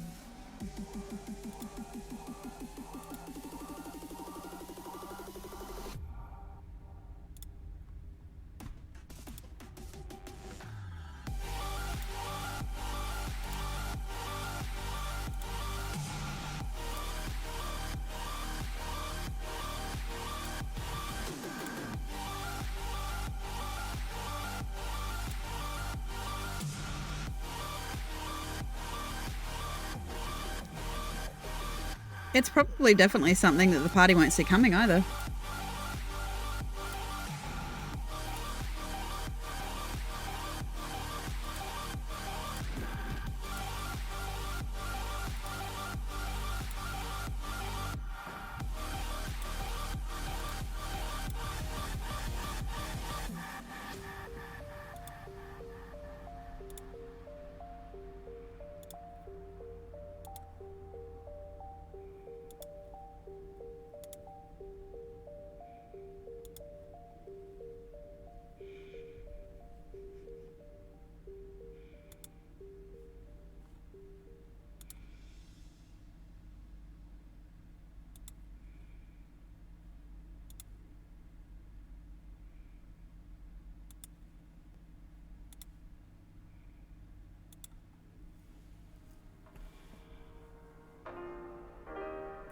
Ah.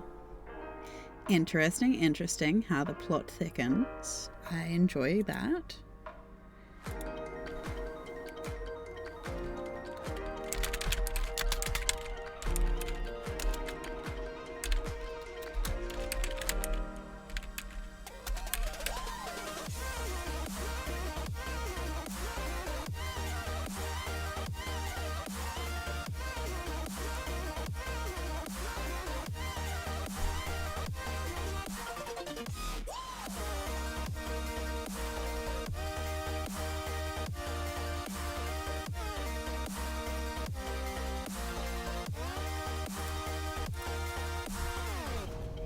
Oh, as part of your homebrew race. So the homebrew race is a stylized wolf race?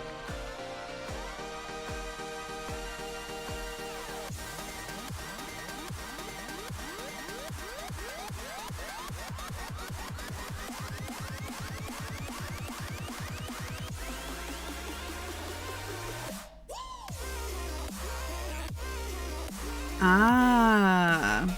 Yeah, that makes sense, I guess.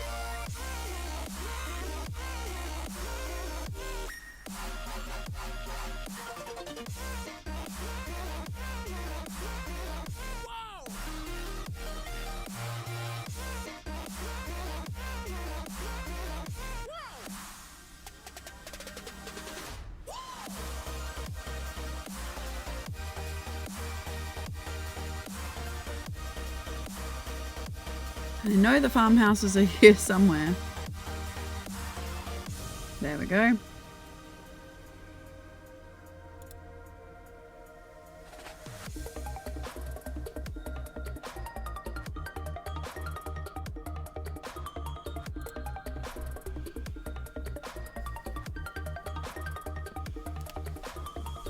Nice. Yeah, that's a really clever way to do that.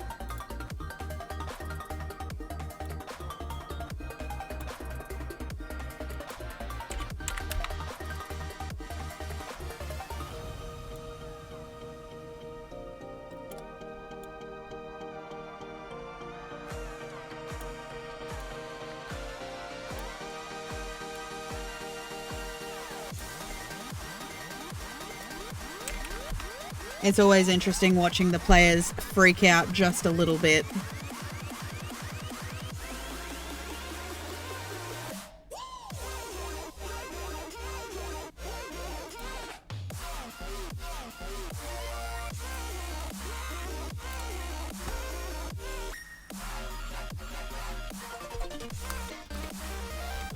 Round.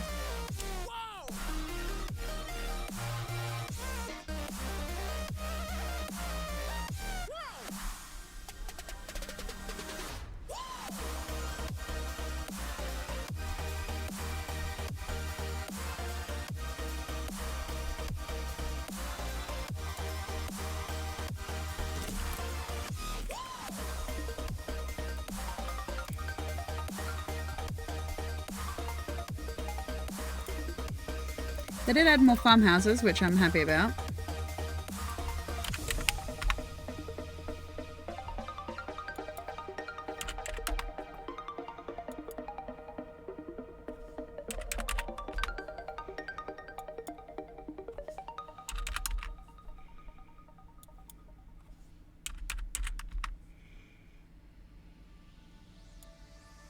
Just like the wind, she slipped through my fingers.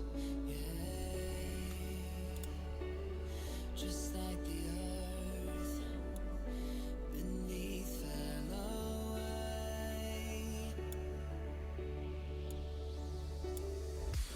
and this blinding flash of memories played before my eyes, and all I saw was you. Hey. And all I saw was you.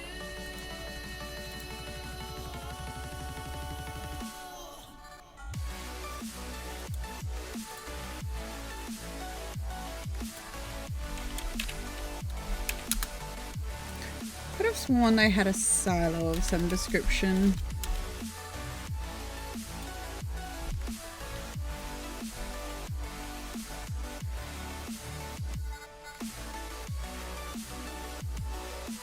Yeah, that's all you kind of have to do. Just esoteric horror. Your thing didn't your familiar didn't come back as fast as it normally does. That kind of thing. It's cool. It is interesting watching the players panic when that happens too.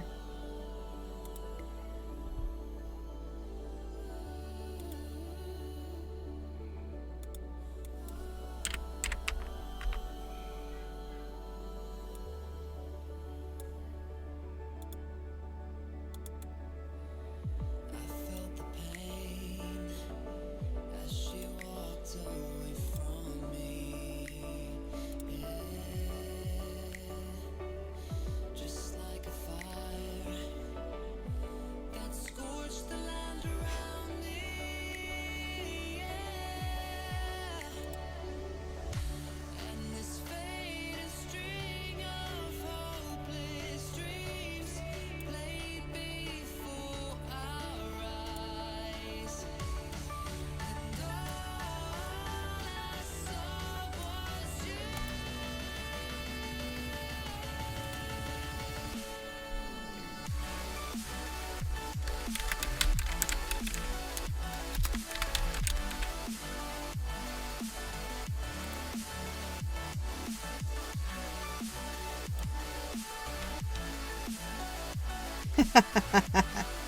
Yeah, DMs do usually go through different stages where they focus on different players. So it is entirely possible it is your turn next.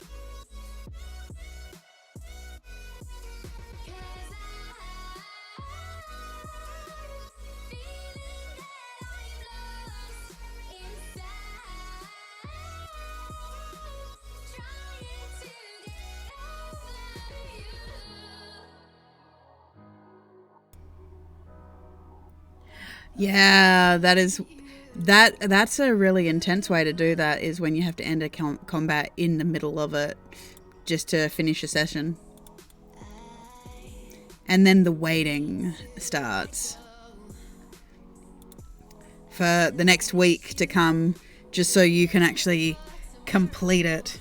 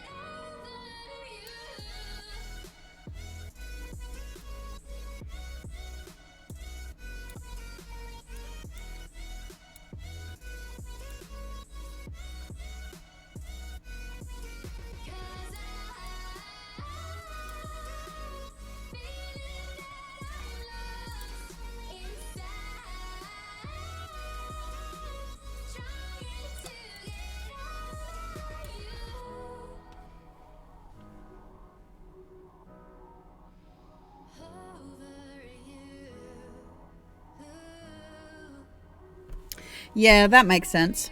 I can definitely understand that.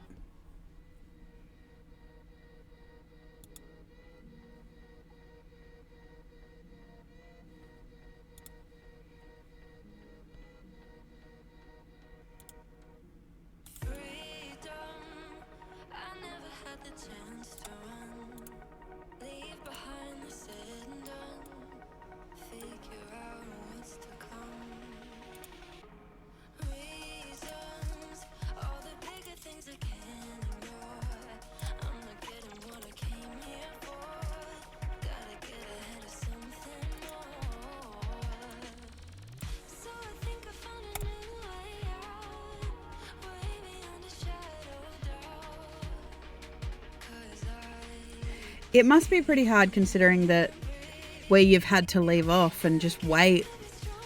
So even though your characters might want to discuss something, you're kind of a little stuck because you can't, because you got to wait to see what's the outcome of the combat is going to be.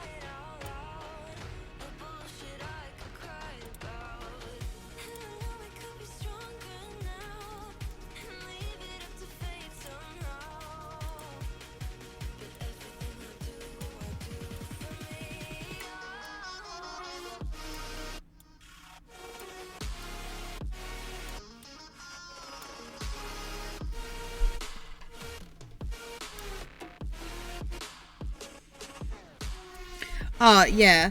A long time ago, I tried out Mass Effect, and yeah, I really enjoyed the actual potential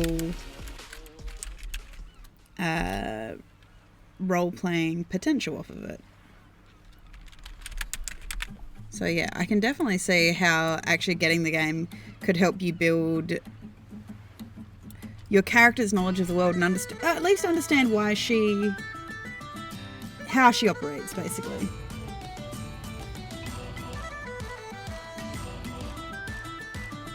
That makes sense. It's not the craziest thing I've heard.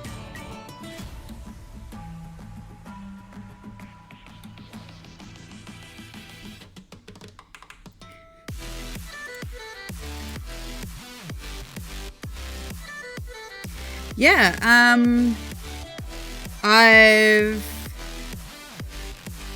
I've seen a number of things. Like, for example, I've seen drow who are afraid, like, have arachnophobia. I've seen,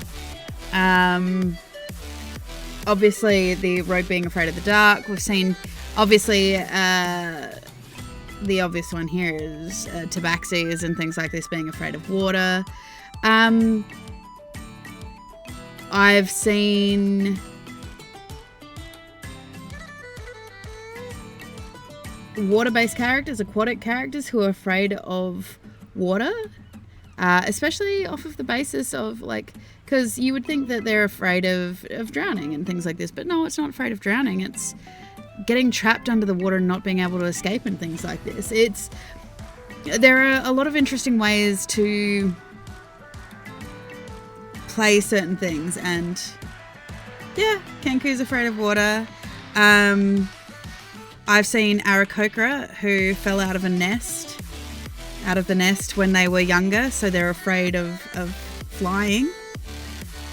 Not because they're afraid of flying, but because they're afraid of falling. It's interesting to see the way that people play different tropes.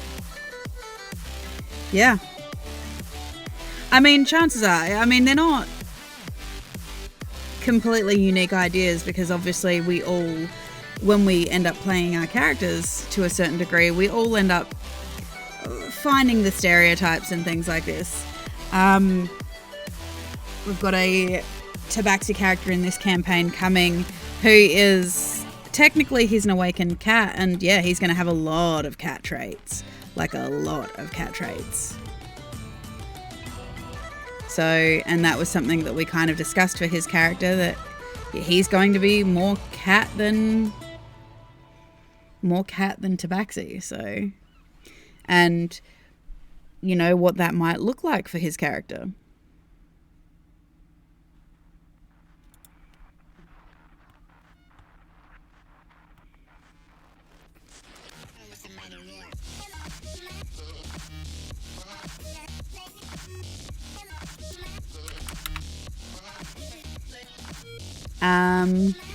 Tabaxi from the Tuesday night campaign, he is afraid of water as well. We have started referring to milk as cheese as solid milk, which does evoke a love-hate relationship with some characters. They're like, that is gross.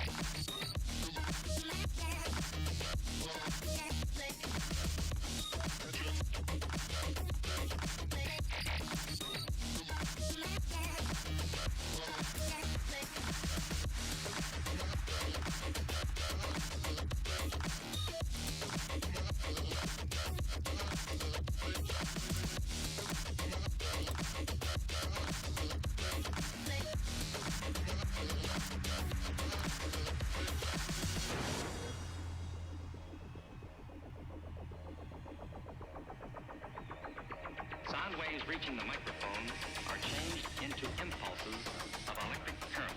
No need to worry about your pre-recorded music tapes being accidentally erased. It can't happen.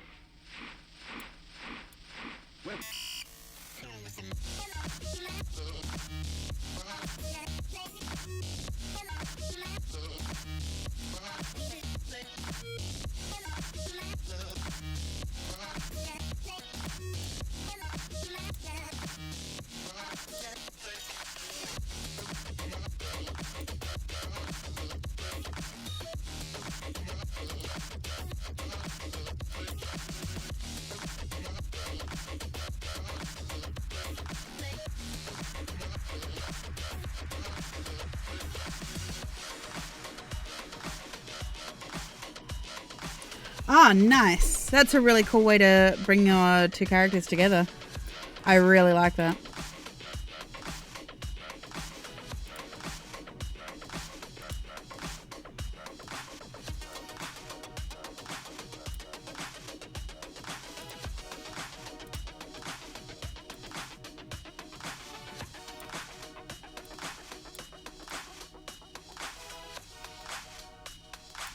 Wibbly wobbly timey wimey stuff.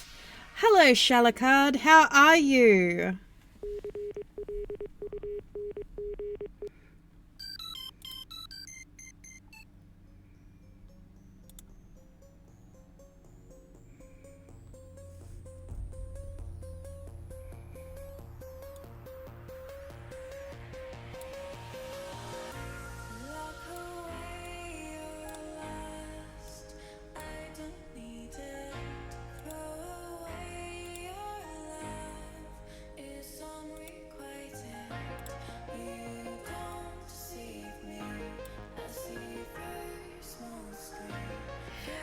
The D&D game actually starts this Saturday. It was supposed to start last Saturday, but I was actually sick all last week with really bad...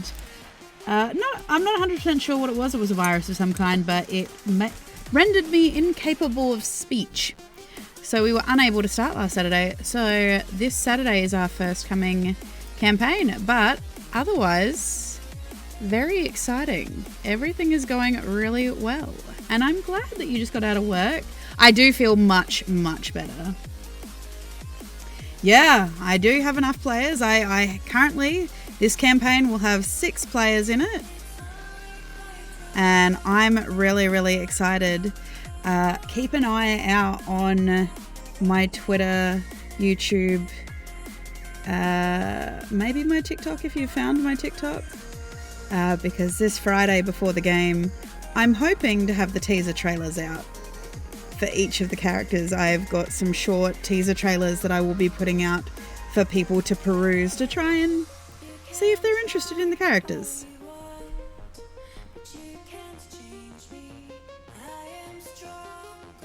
So I'm really, really hoping that, you know, I will get enough people who kind of want to watch and see what this crazy bunch... Oh, ads.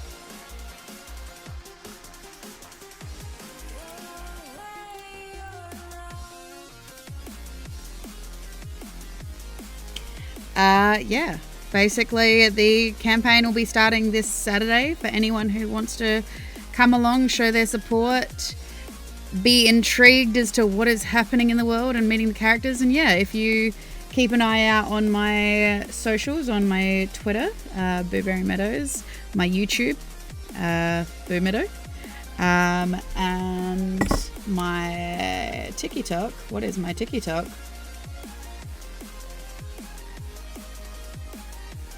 It helps, I can't remember. Oh, it is also Boomeadow. Haha, there you go. You will actually get to see those teaser trailers for the characters. So the characters at this point in time, their names are Crisis, Rick, Breeze, Sebastian, Hasa, and Bow. Professor Smells. So, Professor Bow Smells, yes. So I'm really excited for you guys to discover that.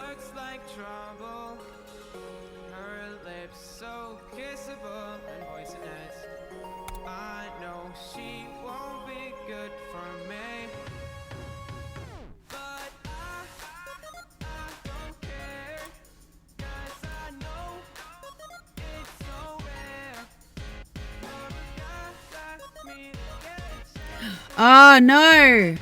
What happened to old Stradi Wadu?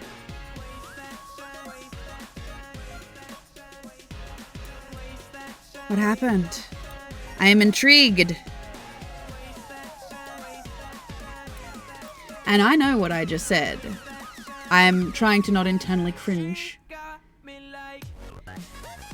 See, and this is why I find it hard to get behind modules, because once people know the module, they're capable of being able to wreck it. So I like to keep my players guessing still. So what did they do this time to ruin it? Outside powers. Oh, what happened? The mystical powers of the outside universe. Her looks, I assume they come with a price. She's smiling, but that may just be a disguise. I wanna say hi, but I'm scared she'll kill me. Could we? Will we? Would she? Probably not. But I don't care. 'Cause I know it's so rare for a guy like me to get a chance with a girl like her. And I won't waste that chance. Waste that chance. Waste that chance. Waste that chance. Waste that chance. Oh, nice. It sounds like juicy drama happened. I mean, depending on what happened and whatnot, so I feel bad for anyone. The question is, in your humble opinion, did they have it coming? I also understand if you turn around and go, not your circus, not your monkeys.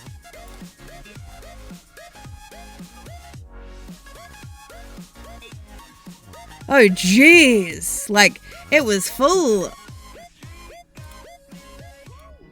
drama.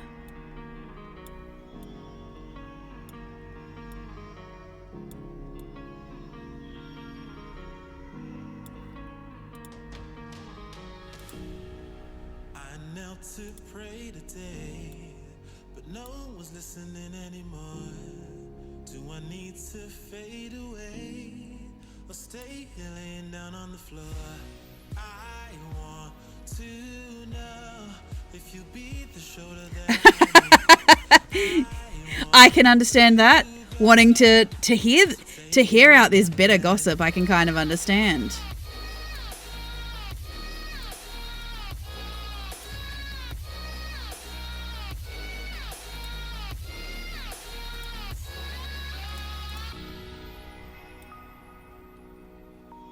Well, that is certainly a very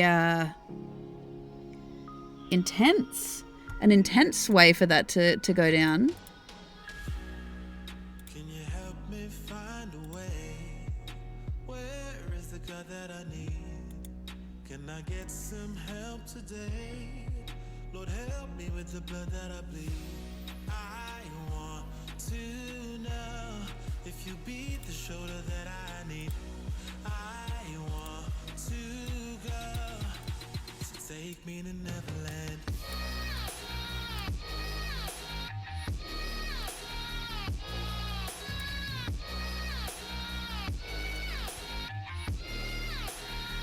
I have to admit, I have never personally played Curse of Strahd myself, so I honestly don't know what it's like. I don't know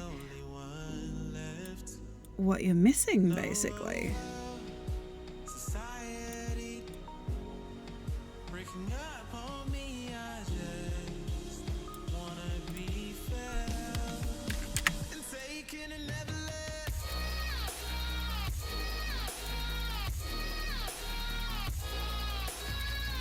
But that is certainly some spicy D&D drama.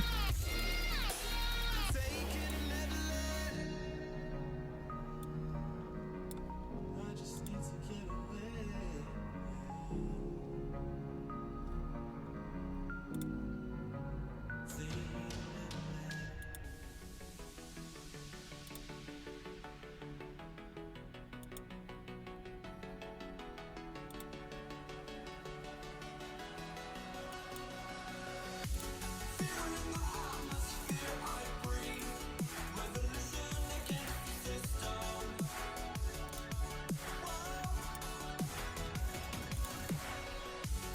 Oh, no. I mean, I feel like given that point in time, you were not bound to correct them for their error. But at the same time, still.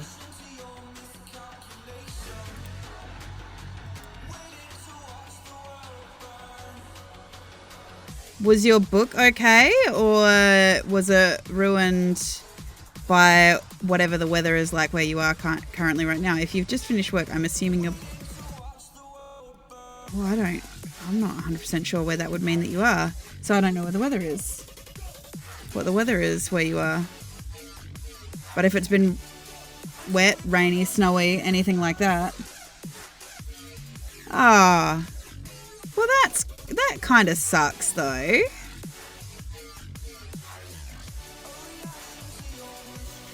Oof. Yeah, water and D&D books don't really mix very well.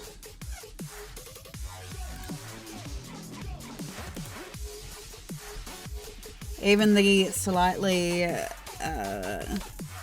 slightly laminated pages, they still don't survive very well in the water, unfortunately.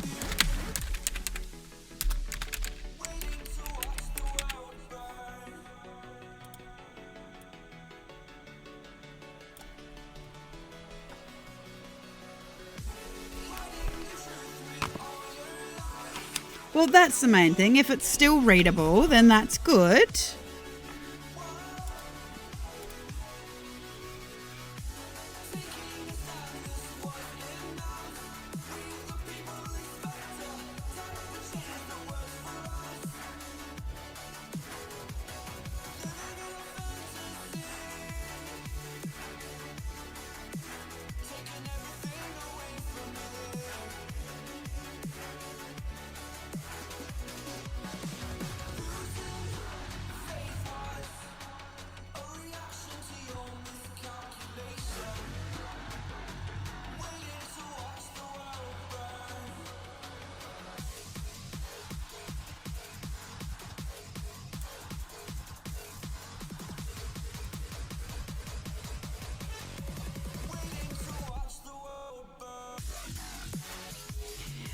Yeah, I can definitely understand that the person you are playing with probably has some things on their plate right now that they've got to deal with.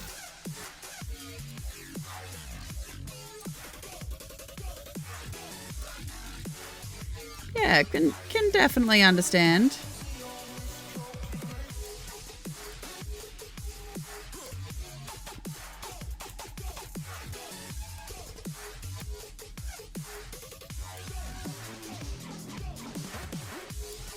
It is just a pity that it did affect your game like that.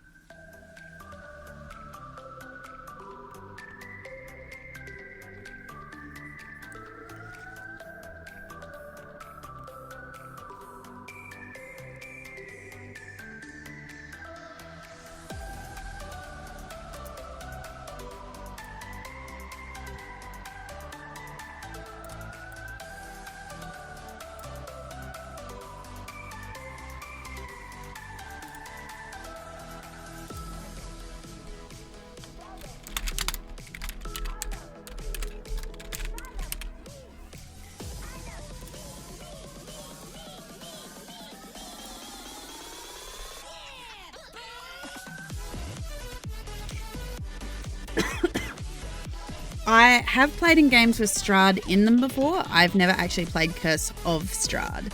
So, yeah. It is very interesting that you didn't even get past session 0, though. I don't want to say that it sounds cursed, but it does sound like it is a little bit of a cursed module for you, Shalakard.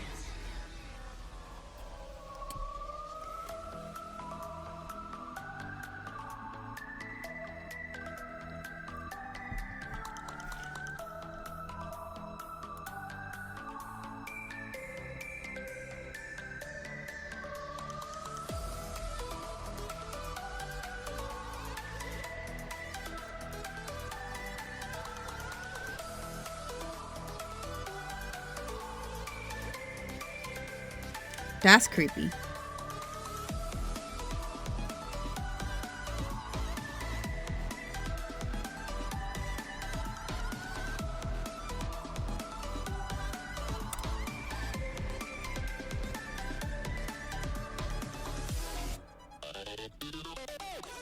Make it bigger so I can see what I'm doing. Go real chocolatey for it.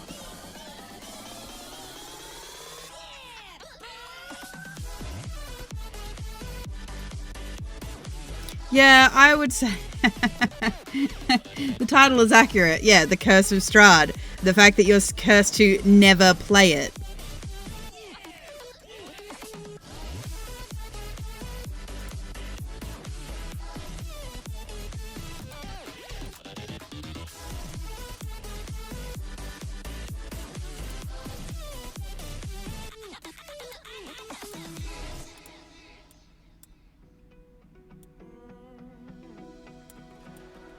I found a picture we took many years ago. When I said to you we would never grow old. Messages I've saved. Yeah, definitely go for it. Cause I don't know you, but I used to back then. I remember that I was drunk out my mind when we kissed for the first time. In the back of your car we passed out counting stars. Promised all these years we'd pack our things and disappear. I never thought I would see you here after all this time.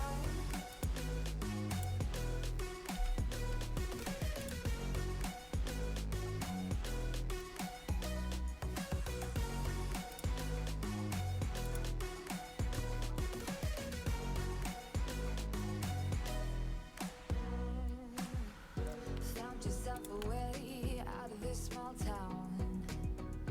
Got a place at school you didn't hang around. Jeez. I'm kind of wondering what the heck happens at these tables. Like, I've seen my fair share of infighting, but that's crazy.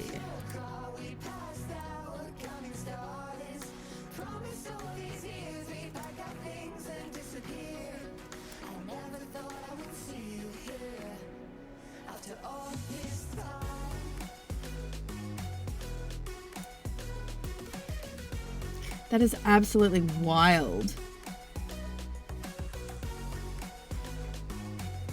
Actually,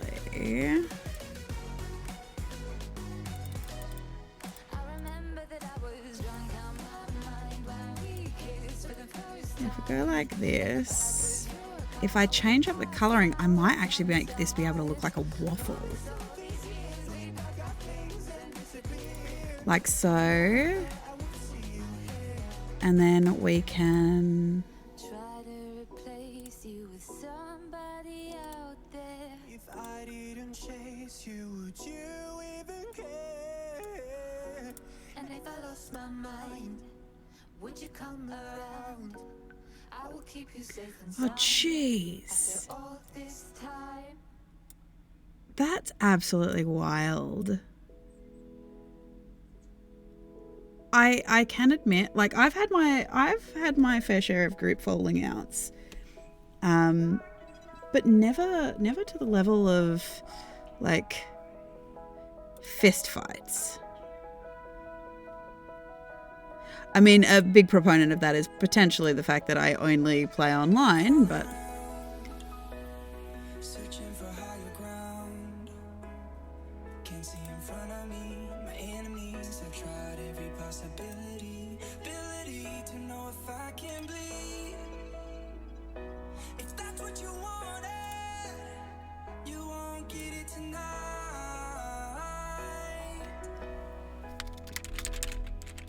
'Cause I can fly. I can fly. I can fly. yeah. I can fly.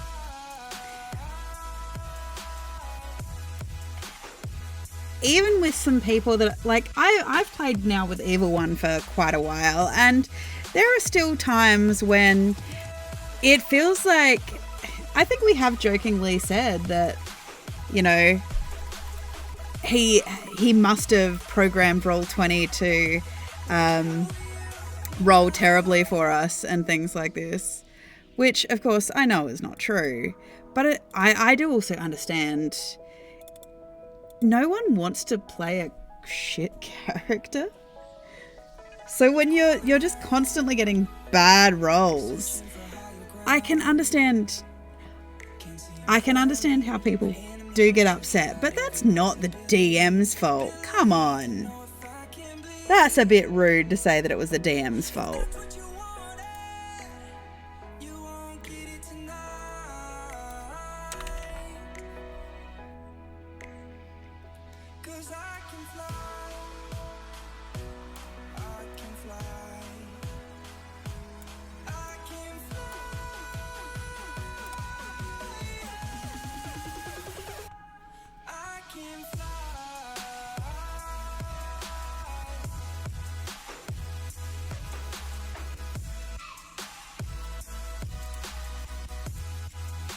Yeah, I don't feel that's particularly fair to blame the DM for that.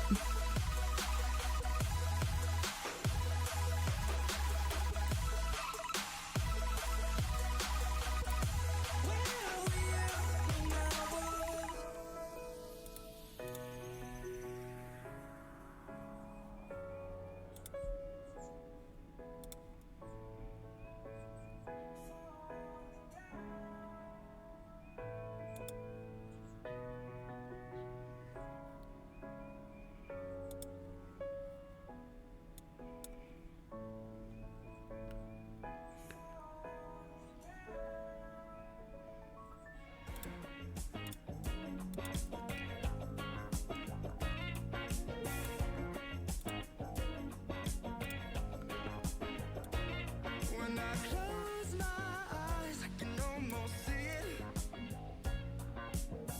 When I take a breath, you fill up my lungs.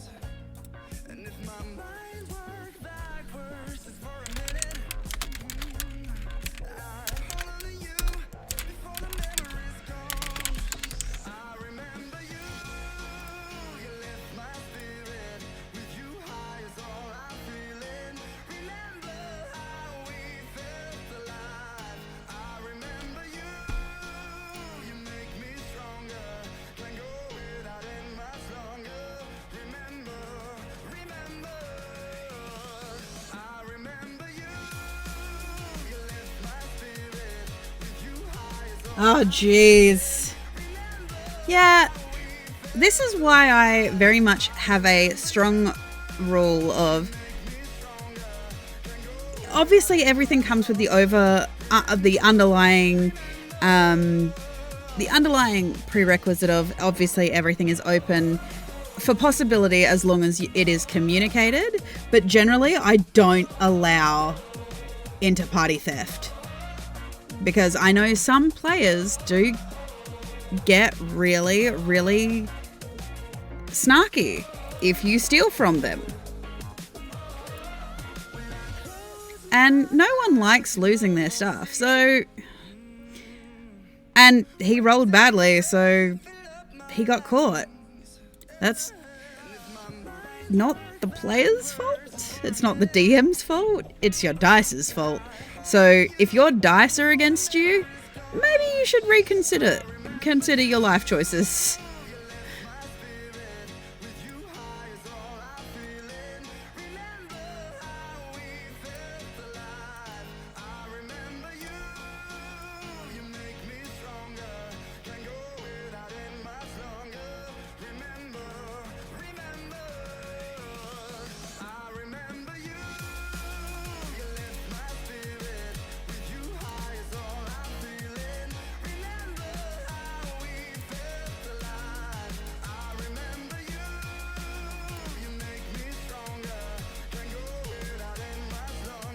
Yeah. See, I have stories about players that I haven't gotten along with and things like this as well. And when I started streaming, I kind of decided that it's around that time that I realized that I was going to stop saying that they were bad players and bad stories, because obviously not every player is going to be a bad player. And in the end, I kind of started realizing a lot of times a lot of these bad stories are coming out of just player and table incompatibility.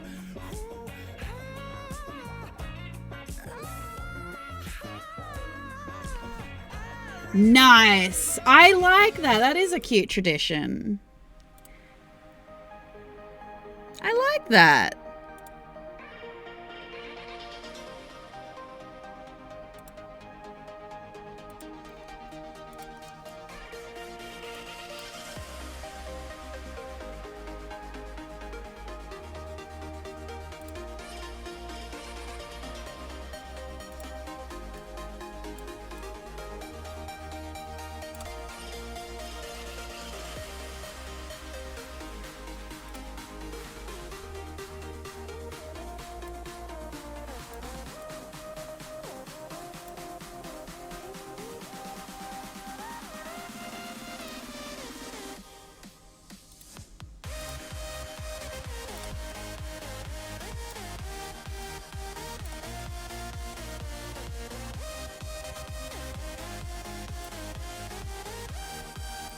Yeah, that is a very cute tradition. Although, considering how much dice cost, it can also, depending on how many games you're in, that can be a very expensive tradition. But actually, yeah, after every finished campaign, yeah, actually, you know what? I can understand that as well, though, because the time it takes to get through some campaigns, like, I know for a fact that my campaigns are relatively long-running campaigns. So if you manage to get to the end of a campaign, that is impressive.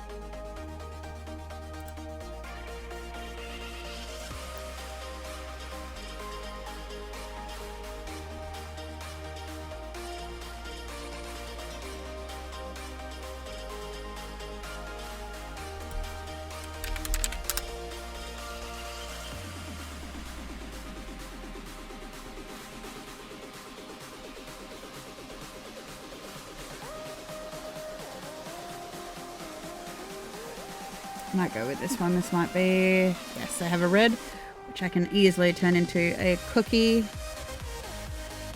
based object.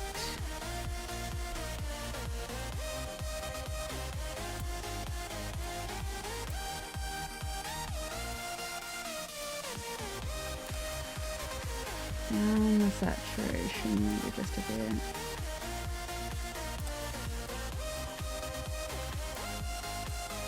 Super blonde cookie.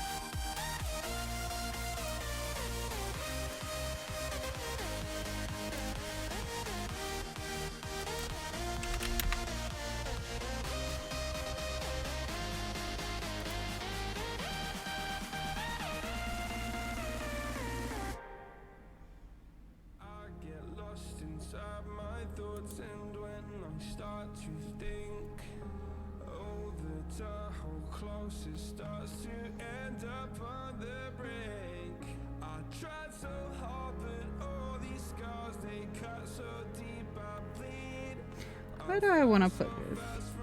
Up here, I think.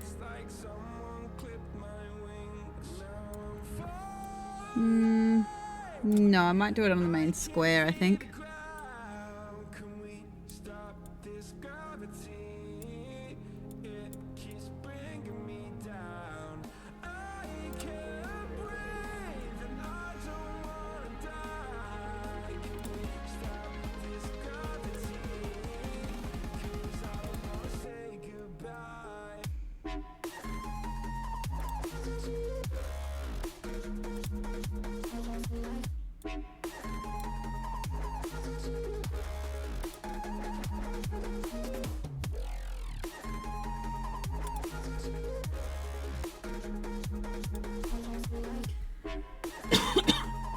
Excuse me.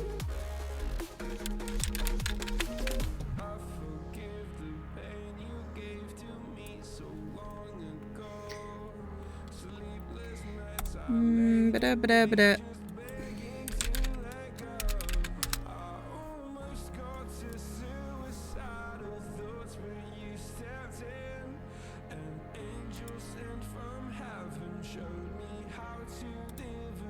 We'll go with this one. This is already quite dark.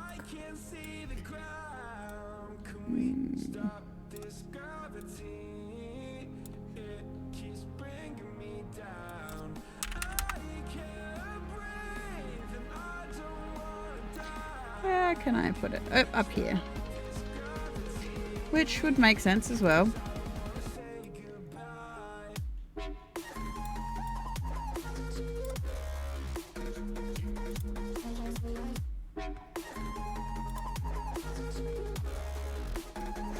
We want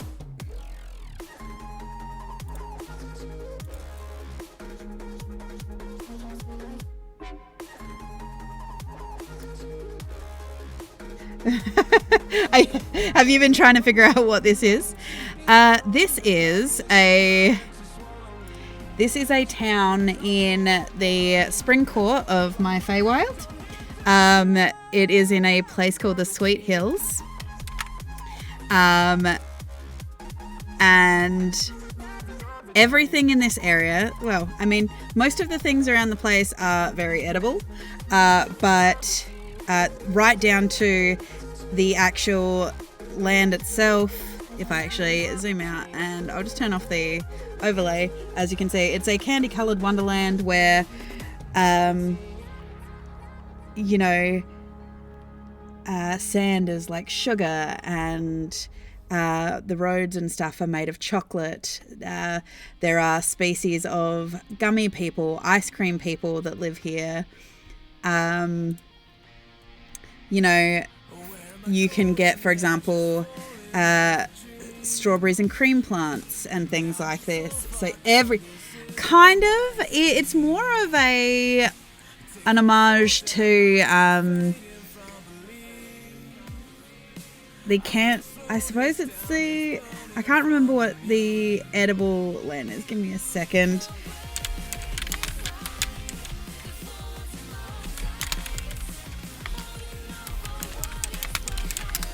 It's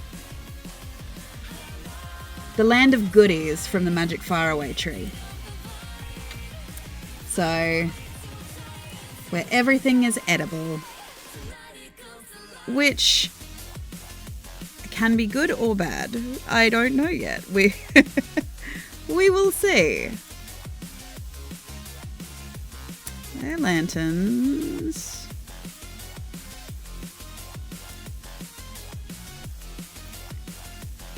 So yeah, I wanted to essentially do that, and it's something I've wanted to do for a while because anyone who knows any of my stuff knows how food-based a lot of this stuff is, and the stuff that I do for my worlds. My tavern menus, as you will see getting to actually watch a game, you will actually get to see the sheer level of depth that I go into when I'm creating my tavern menus and things like this. So it only made sense, and it's been something I've wanted to do for a while, which is essentially make a food-based area of the Feywild that kind of pays homage to that. I am still waiting on a Kickstarter to be finished in PDF production. It was one that I sponsored called Fat Magic, which I will obviously take some inspiration from if the players ever go to this place. The only reason I'm creating Fairy Cross right now, the name of the town is Fairy Cross, is because there is a possibility that the players might go to this town. Just depending on what they're doing adventure-wise.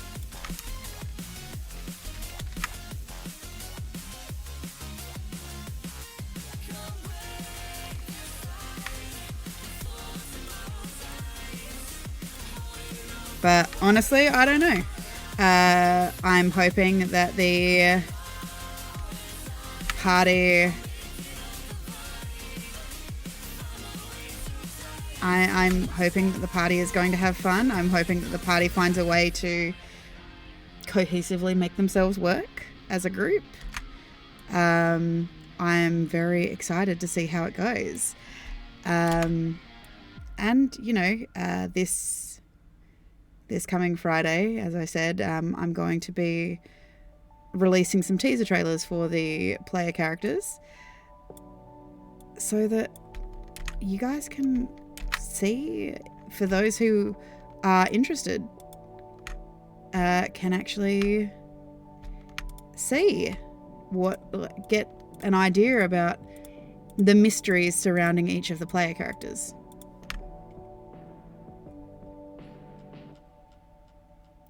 Oh, see, that is cool. And it's a really nice way. It's such a nice play on the Echo mythos as well. I don't know if you're familiar with Greek mythos or not, the mythos behind Echo. I believe she was a cursed nymph.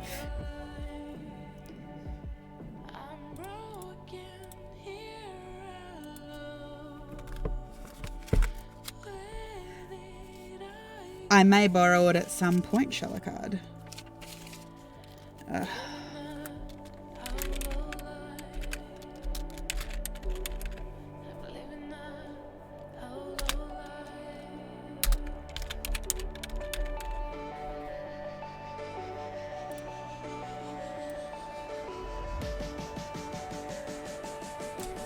This is a apiary, which is a honey farm. The name of it is thanks to the wonderful Tyrant Dungeon using their channel points to name a business within my world. Which, of course, the minute you open it up for people to name things, of course they're going to name it very interesting things. So you can, Shalakard, as you watch, you do gain channel points and things like this that you can contribute and actually name places. You can create NPCs. I believe you can create businesses, NPCs, depending on it, like the town districts and things like this. So, I do turn around and kind of go a little bit more into depth of asking, like, what do you kind of, if you create a store, for example, who runs it? What do they like? What do they sell? You know, the setting is a pretty modern setting, but it is a modern sci-fi fantasy because magic and science are both utilized within the world.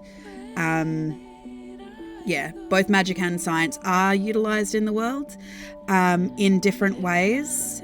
Sometimes the technology is sometimes referred to as magic, just because of the nature of it. But as a general rule, it is very much a futuristic setting.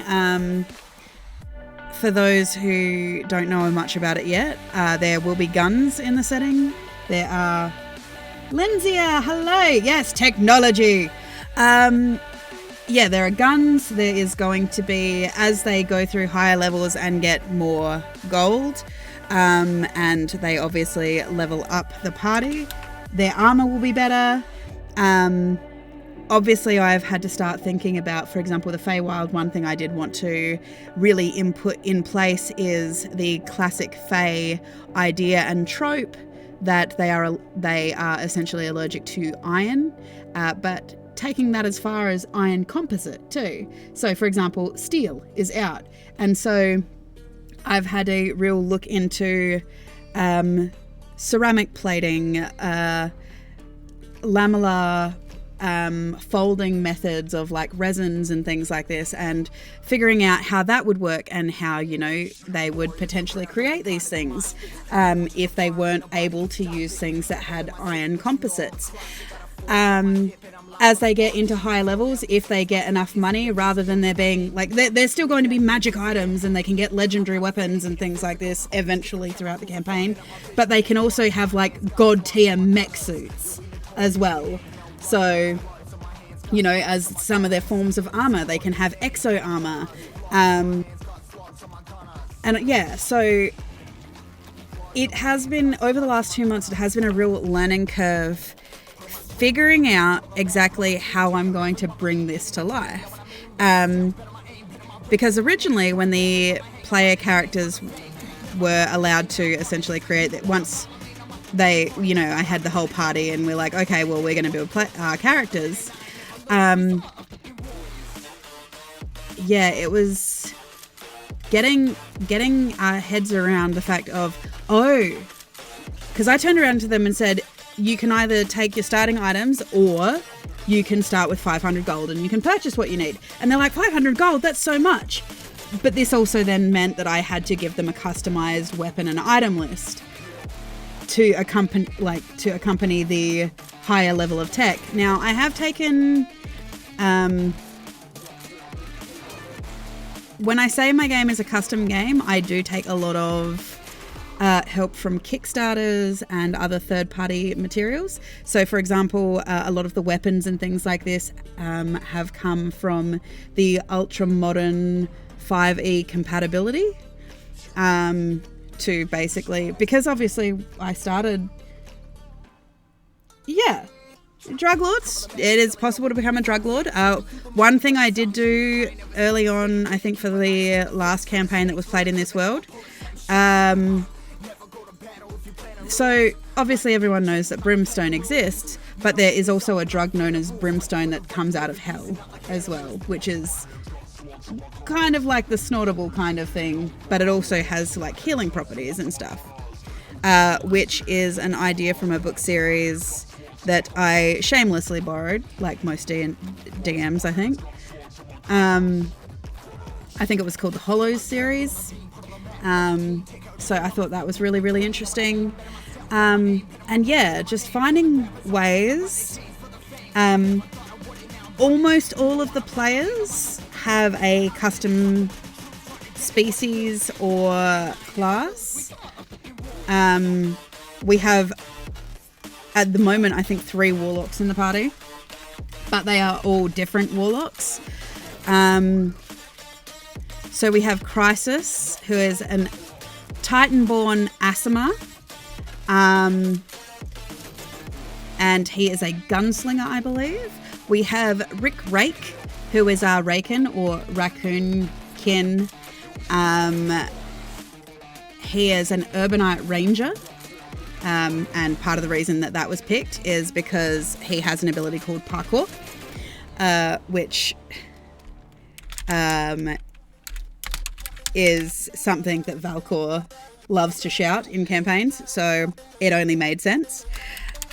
We have Harsaruk Mistweaver, who is a Simic hybrid alchemist, and the Simic hybrid has had a bit of tweaking done to it so that there are additional mutagenics that he's able to pick, but he is also, due to his alchemy, he has a double masters in mutagenics and mechanics, I believe. We have Breeze Lameri, who is a Eladrin, Spring Eladrin Bardlock. We have Professor Bowsmells, who is technically he's a Tabaxi for mechanics-wise, but he's actually an awakened hairless cat who is a warlock, Pact of the Boogie Woogie Woogie. And then we have Sebastian, who is a Kalashtar warlock. And there's not a lot I can tell you about Sebastian's warlock stuff because it is tied into the plot. So if you want to find out what his deal is, obviously you're going to have to tune in to kind of find out. So, yes, I have learned that you have to be very careful about because, for example, Tide Runner is one of my players who does really love trying to set up businesses and stuff like this to make a steady income for his character, which I have no problem doing. I like to try and do with most of my things that you can, within reason, attempt almost anything, but I'm going to make you work for it. If you have an idea that you want to try, yes, guns that shoot magic, Lindsay, that is part of it as well, because the source of magic, this is where science and magic ties in. It is a mind substance. It is a mind resin that they call ether, but it is mined directly from the roots of Yggdrasil itself. So Yggdrasil in my world is the avatar of the goddess of magic herself. And it obviously has strong ties to that.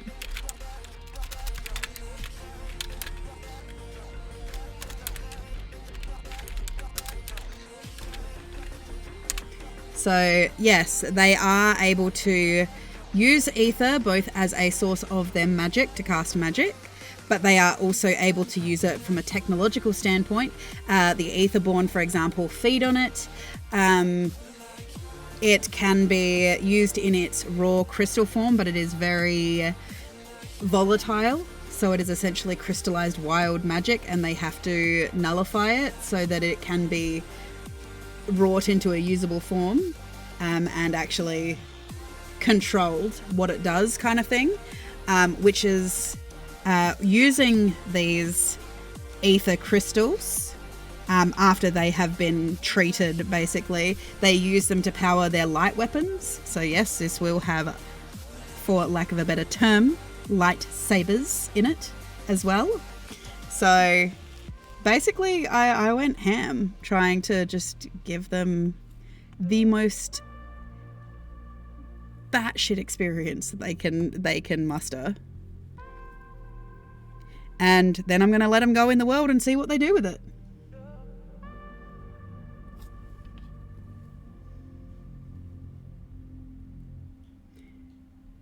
Yeah, exactly. It is a way that, for example, common folk are actually going to be able to utilize magic, even if they don't have magic. Big key components of this particular story as well. Almost all of my stories do have a basis in balance. Balance seems to be a key component in making my worlds work. So balance is a key concept of the story, but also this time around, this particular campaign, it's going to explore the concept of worthiness as well. What makes a person worthy, and what is worthy? Is it just a thing of good or evil, or is it actually a concept of, because there are going to be metaphysical principles in this. I created a whole metaphysical philosophy and sat down and figured out the 9 key metaphysical concepts of the universe that make the universe operate. And so there was a philosopher, obviously, that has figured all of that out.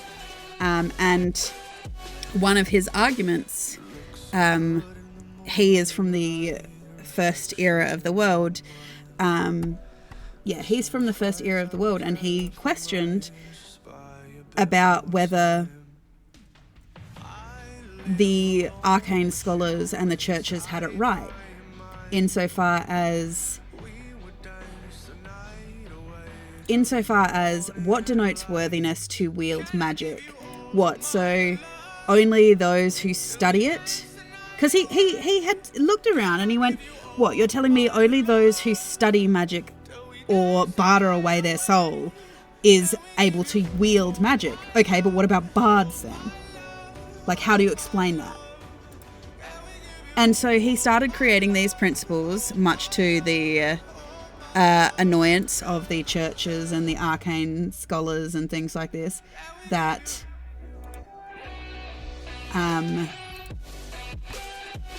that none of these things were actually necessary. Because what actually denoted whether a person was worthy was if they actually fulfilled basically a arbitrary set of rules for a concept itself. So what are these 9 principles? What are these 9 elements that seem to be present through every fiber of the universe? And they seem to obviously all have an equal and an opposite. And as he started to theorize and started to do his own studies into what worthiness was, he started to realize that for one to be worthy to wield a type of magic, for example, creation magic, you just have to fulfill a prerequisite to basically say that you are creating something. And he did find that there were obviously rules of the universe that did keep it controlled. But because of this speculation,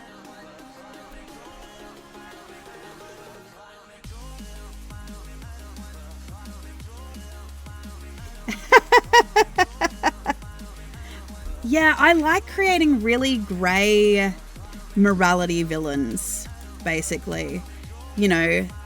They do evil things, but does it inherently make them evil? And it's really interesting to have... It is really interesting to see how black and white players can be sometimes. They're like, yes, he's evil. Well, why is he evil?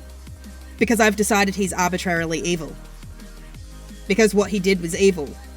Yeah, but these are his reasons for doing it. Don't care. He's evil. And so it's really fun in those situations to then turn around and end up putting that the players that do say that. It is really fun to then turn it around on them and put them in that same situation to see if they would fare any better. Would they make different decisions? Would they just do something similar to what this apparent villain did?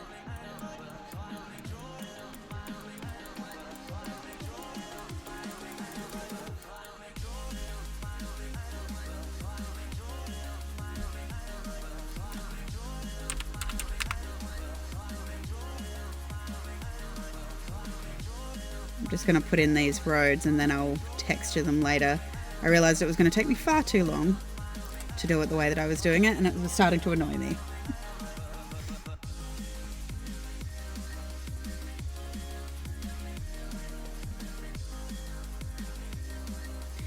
But the wonderful part about creating this metaphysical principle and this philosopher was that he also theorized that these metaphysical principles of the universe also had no morality to them. They weren't good, they weren't evil. And the idea and concept that certain magics and certain things you did were good and evil, and that was what deemed you were worthy. Okay, well, if that was the case, what about anti-heroes? Or a person who's been put in a terrible position, who makes a terrible decision, but they're doing the best with the information they had. Does that make them evil? Like, what is the delegations of morality here as well?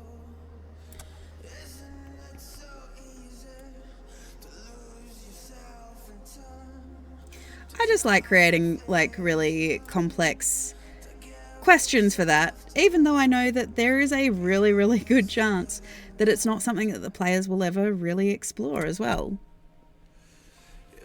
Oh, I will save because I need to save.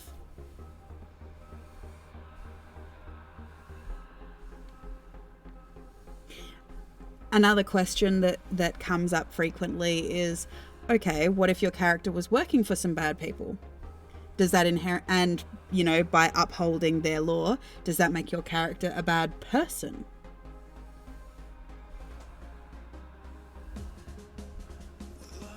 You know? So, because, I mean, how many players have we had that, you know, once upon a time they may have worked for the bad guy, or they agree to work with the bad guy?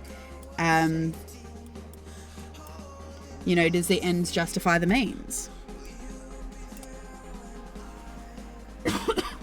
Excuse me.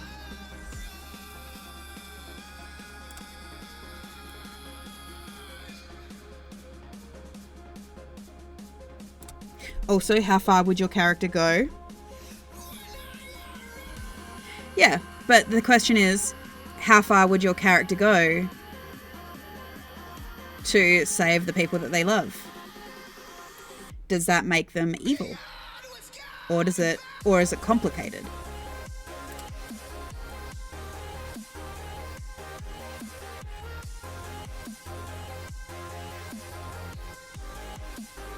Because the wonderful part about history, and this was a concept that I explored in... Yeah, and it's funny you say that, because it was a concept that we kind of explored in one of Evil One's campaigns, which is history is written by the victor. Of course, they're always going to paint themselves in the best light. So if that's the case, does that mean that the victor was actually truly a hero? Or they did terrible things and they just were able to justify it because they were the ones writing the history books? To them, the ends justified the means.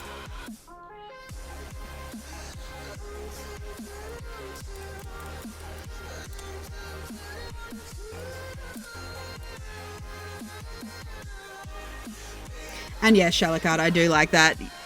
You just keep killing and killing until eventually you are right. Exactly.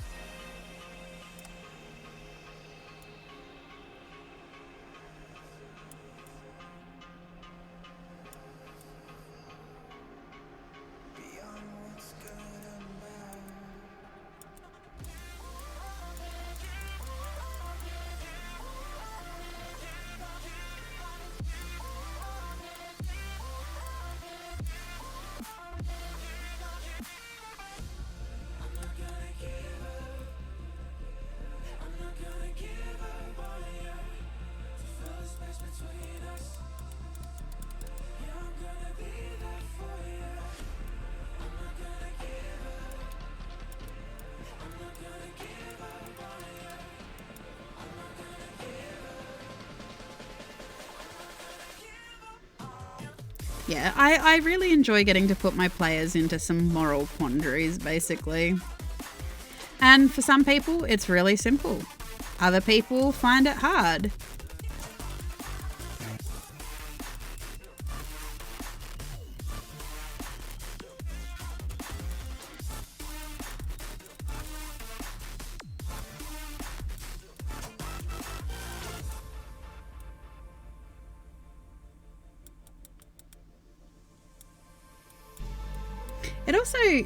I've also found it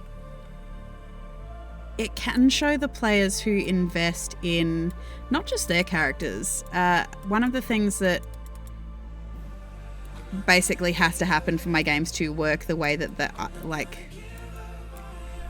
the way that I tend to run them is they don't atypically work if I end up with a party of people who only care about their own character's progress. You do have to invest in... It kind of becomes a little bit of a prerequisite in my games that you do have to invest in other people's characters, not just your own. Because of the way that I story build and world build, I do end up creating crossing paths within stories that... For example, a character might find out something that is about their character, but it also pertains to another character. But if you have a party that just does not talk to each other at all, you know, it becomes really frustrating because as a DM, you know that they have all the answers. You've given them all the answers, but because they refuse to talk to each other as a party, they don't know how to put it together.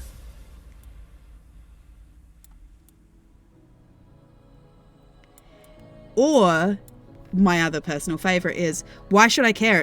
It doesn't involve my character. Why should I save the world? I don't know. Even if your character doesn't... I don't want to be a hero. Why should I save the world? I don't know, because your character lives in the world? Your character doesn't want to die?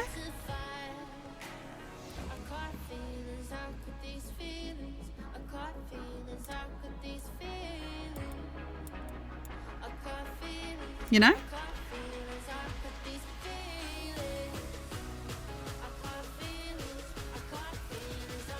I find it odd when you have to turn around and explain to a group of players, you should care about the world because your character lives in it.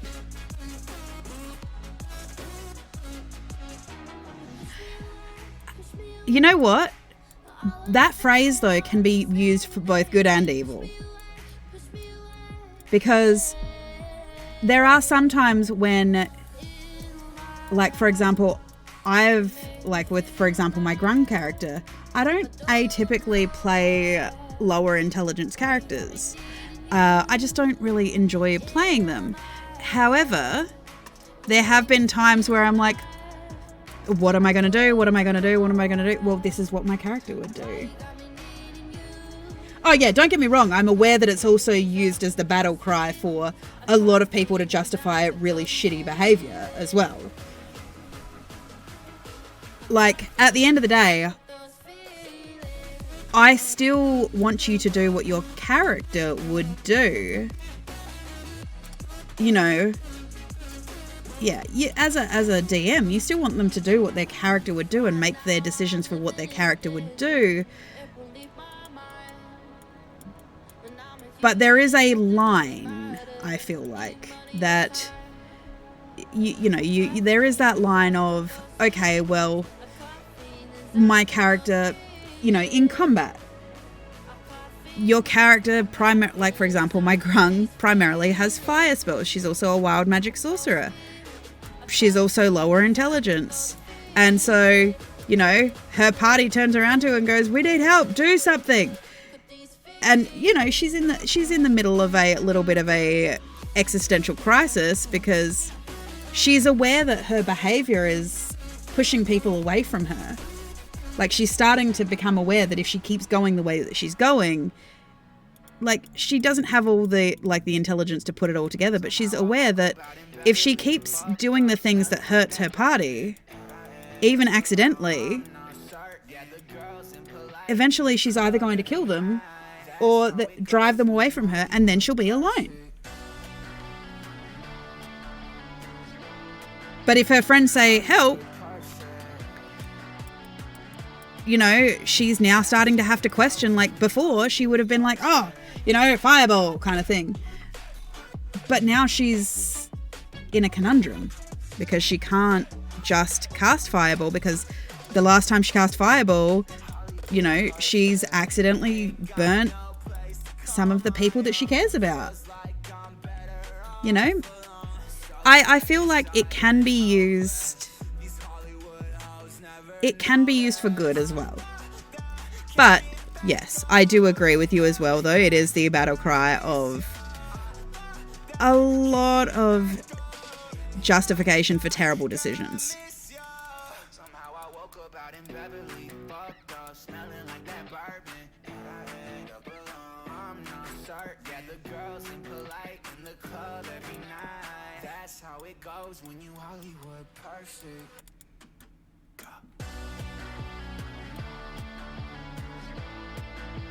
Hollywood perfect. That's how it goes when you Hollywood perfect.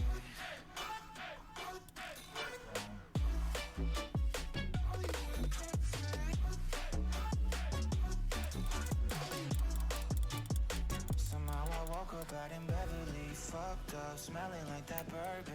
How'd I end up alone? I'm not certain. Yeah, the girls impolite in the club every night. Somehow I woke up out in Beverly, fucked up, smelling like that bourbon. How'd I end up alone? I'm not certain. Yeah, the girls impolite in the club every night. That's how it goes when you're Hollywood perfect.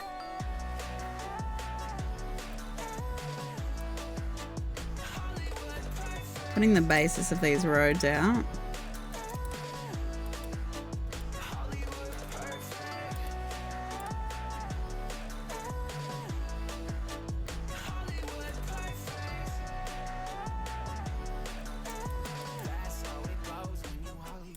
I don't wanna see you while you fall apart.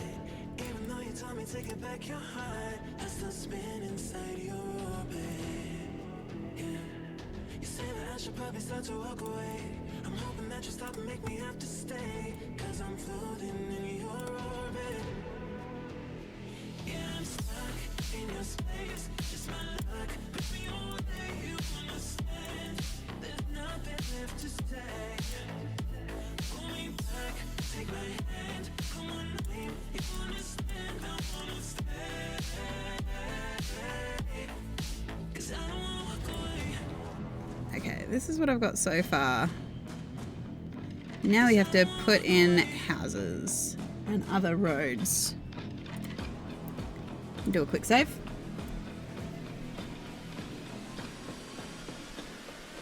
Cause I don't wanna walk away. Yeah, I'm stuck in your space. Just my luck. Put me on where you understand. There's nothing left to say. Pull me back, take my hand. I wanna leave, you understand. I wanna stay. Cause I don't wanna walk away. I wanna see you while you fall apart. Even though you told me to get back your heart, still spinning inside your orbit. I should probably start to walk away. And I'll work on these roads up here as well because they are dirt roads, but I also want to work on them so they look a little bit fancier. But the question is, which houses am I going to use as... Which ones am I going to use as houses?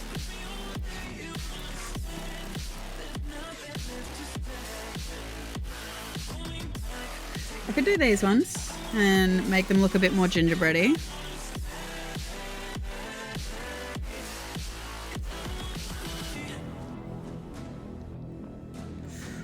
Could go something like this.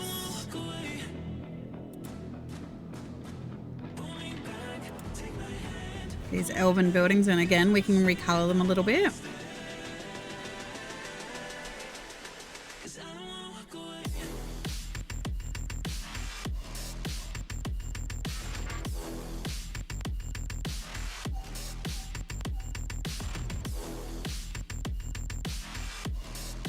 Oh, we've got these ones which again we can colour. Might go these ones. We'll change the filters on them. Change the hue. Bring up the saturation.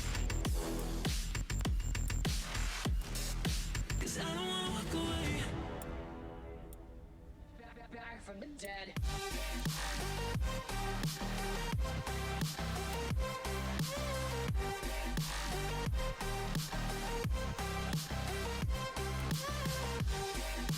Could do something like that.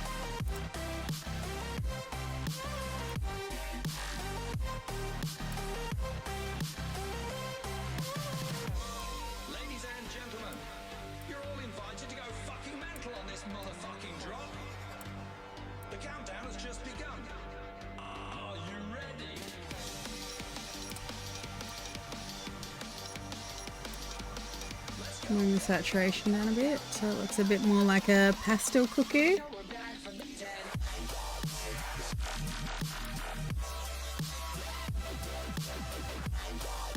we've got something like this. There, might have a bit of a play around, shall we?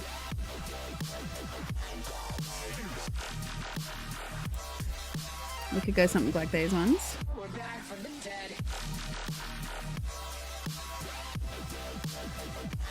Where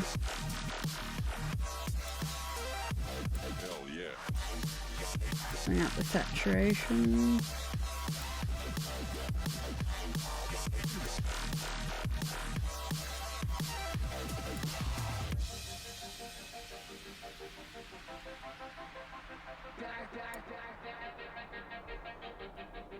These are a little bit more coloured, I suppose.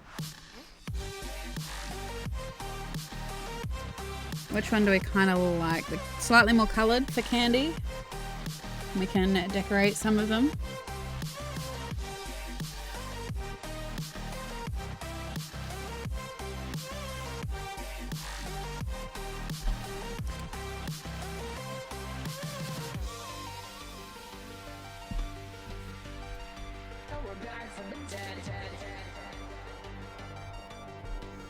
You know what?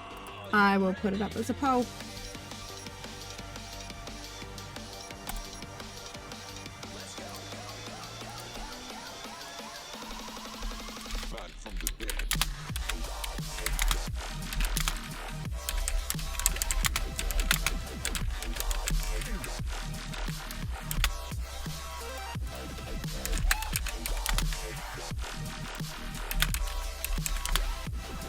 And for the sake of this,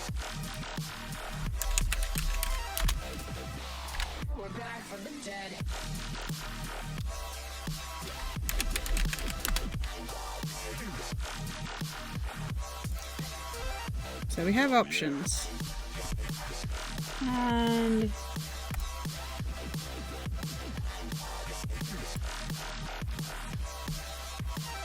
put that up as a poll.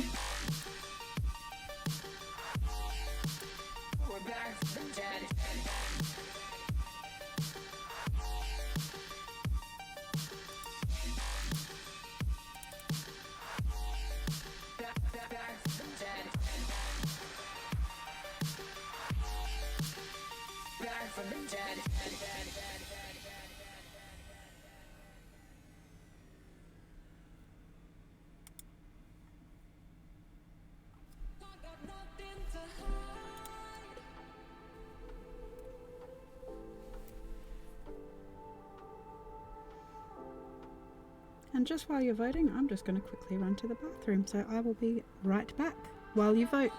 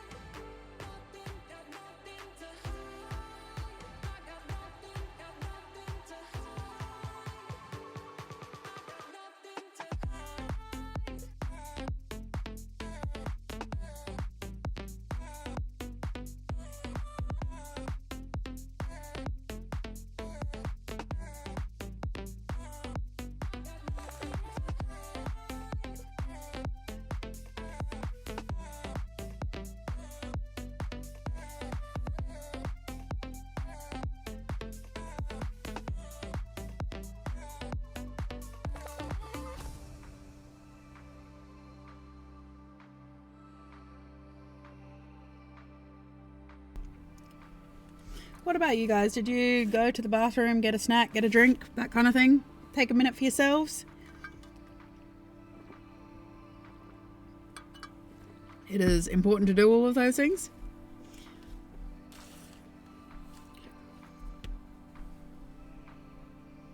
Get up, have a walk around, that kind of stuff.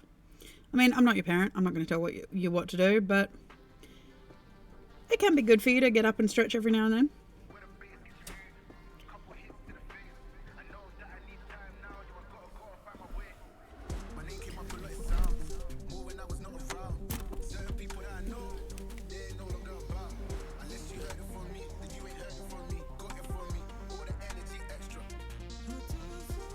Well, I think you should do what is good for you and, you know, not cause anything that causes extensive discomfort that shouldn't be happening, basically.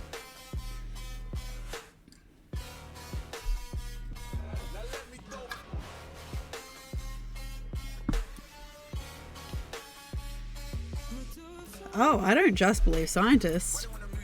I take information from all sources, so who knows?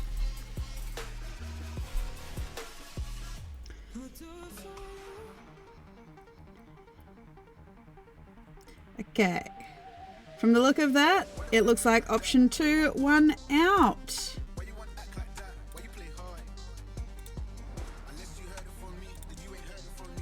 Which is great.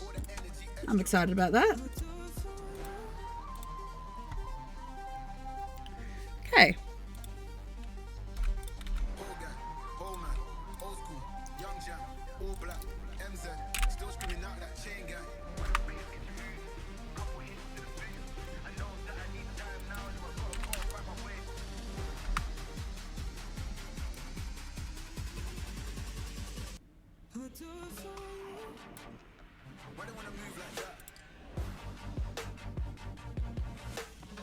I am going to have to go find recolor the different clusters as well, though, because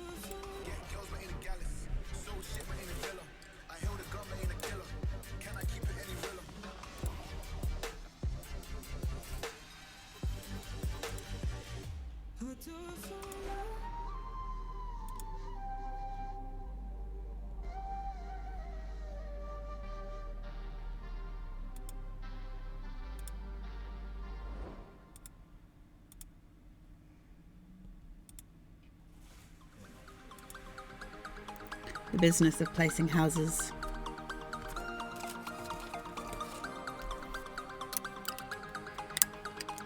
Just need to write down these values.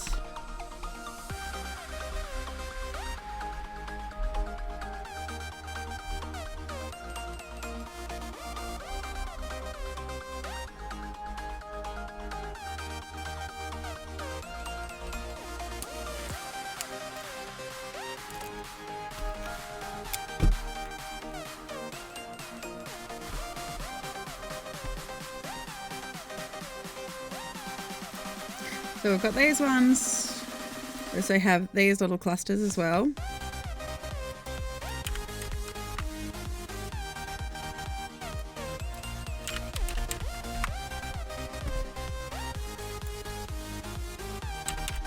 Also, I do apologise if you hear from behind me audible swearing. It might be that my husband is losing his game badly.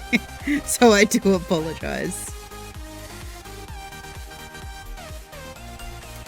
Alright, Shalakard, well, thank you for being here. I hope you have a wonderful sleep, and we will see you next time.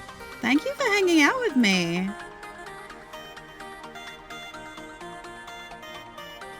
As per usual, it is always wonderful to have you here.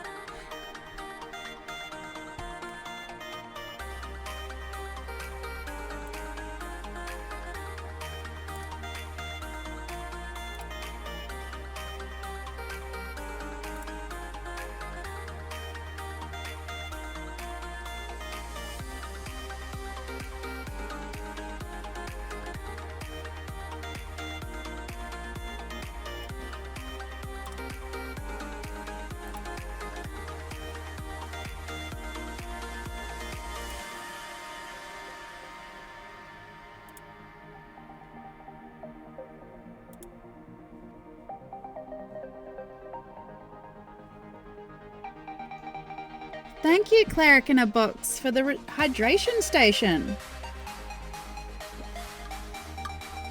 I see you lurking there in your chest. It is a very nice little chest that you have there. Is it a mimic chest or just a standard crate? You are a mimic. How devious of you.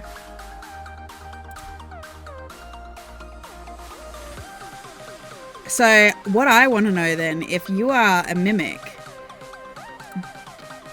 do people come to you seeking the cleric in the box only to be consumed by the beast within? See, because that is the perfect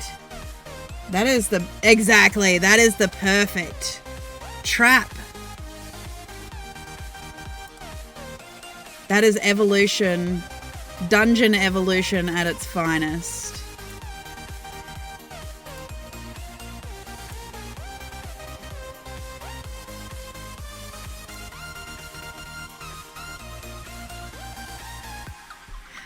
Yeah, actually, I can understand that. The question is, regular chicken nuggies or dino nuggies? Because there is clearly the superior nugget.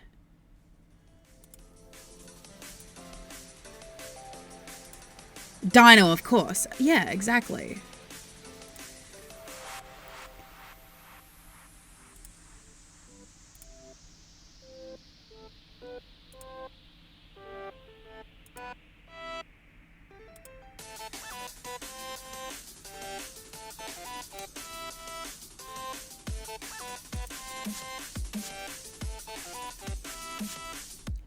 That is indeed making me crave dino nuggies, though.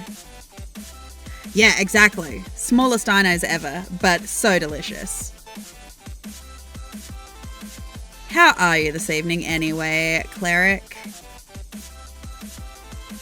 Don't tell anybody, but you are my favourite class to play. I'm pretty sure everybody knows, but yes. No, I love clerics. They are my favourite class to play.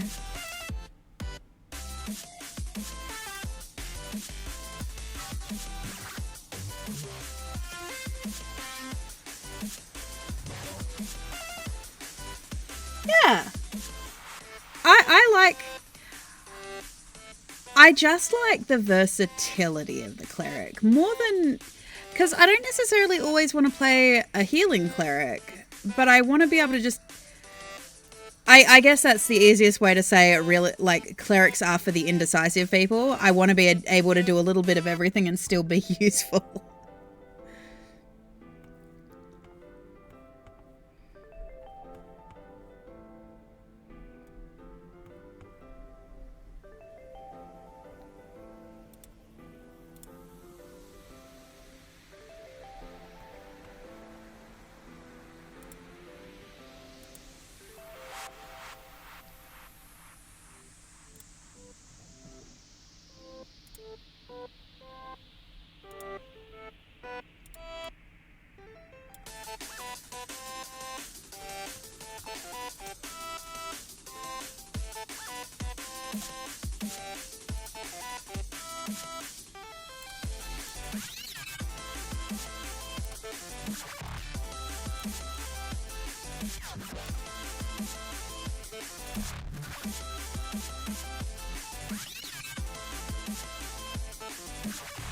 Yeah, exactly.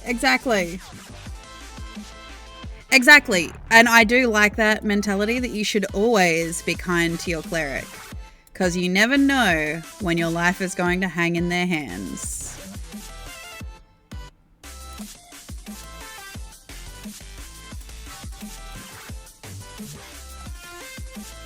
I was about to say, let's point out though that if they're playing a cleric, you're going to end up helping them. But no, not necessarily. Because not all clerics are good clerics. They're not all lawful clerics, lawful good clerics.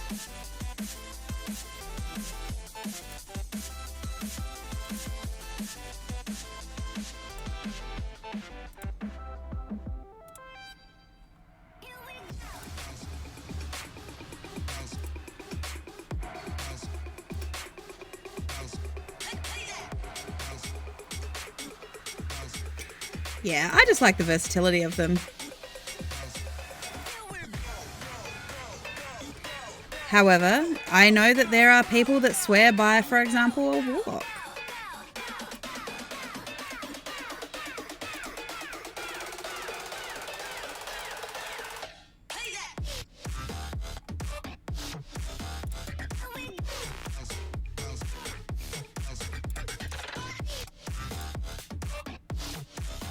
Because who doesn't love a good charisma caster?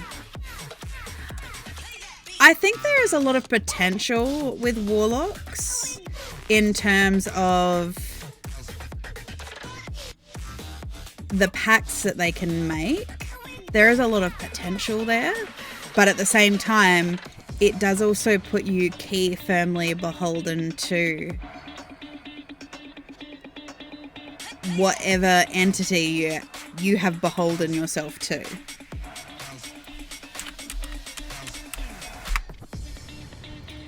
Yeah, druids do, I can understand that. Druids do seem a little psychotic. I have power because nature made me. Well, and I think that fear kind of comes from the fact that nature in general is terrifying.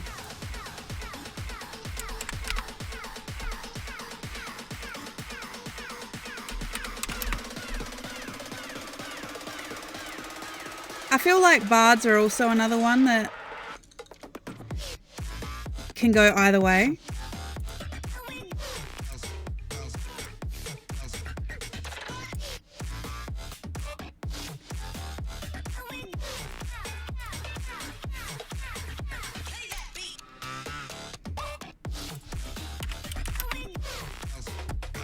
Yeah.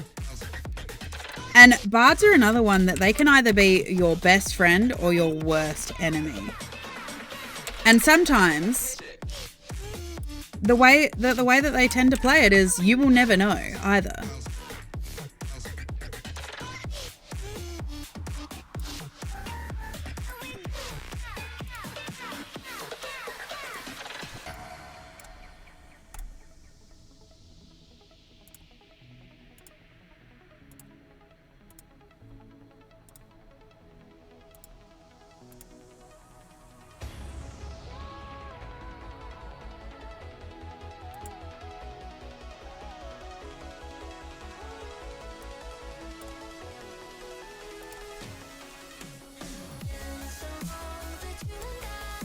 I haven't used Beyond the Damage Dice by Kobold Press. However, I do have all 3 copies of Tome of Beasts. I really adore Kobold Press's monster sheets and the stuff that they have available. Tome of Beasts, yeah. I got 1, 2, and the most recent Kickstarter number 3, which came out.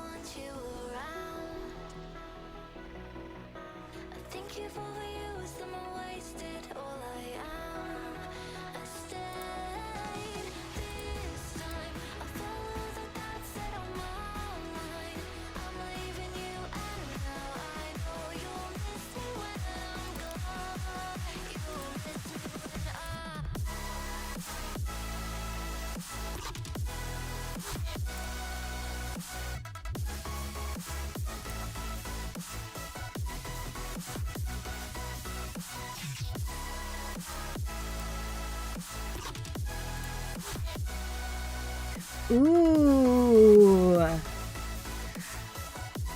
I may have to check it out, although I don't know how much versatility it's going to have for the current campaign that I'm going to be launching on Saturday. Because there is a level of futuristic technology that unfortunately we are kind of a little... I say we're beholden to, like, I'm not the one that created the world. Yeah. There is a level of technology that we are playing to with this particular campaign. Arcana tech, basically. Oh, see, that's cool. At least... See, I like at least having a base rule set that I can use for wanting to do the absolute batshit insane stuff. Like, I allow my parties to do the Assassin's Creed go to the top of a watchtower and do the like lay of the land look and then jump off for a dex roll, obviously. But I still let them do it because it's cool. Why not? It's a fantasy world where you can attempt crazy stuff. Why not let them?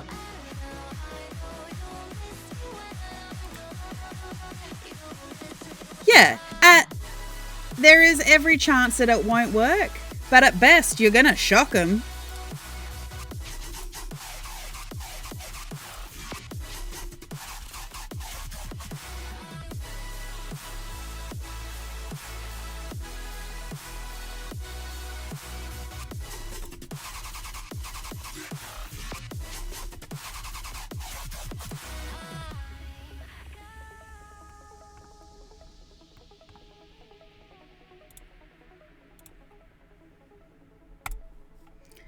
Go some fancy buildings too.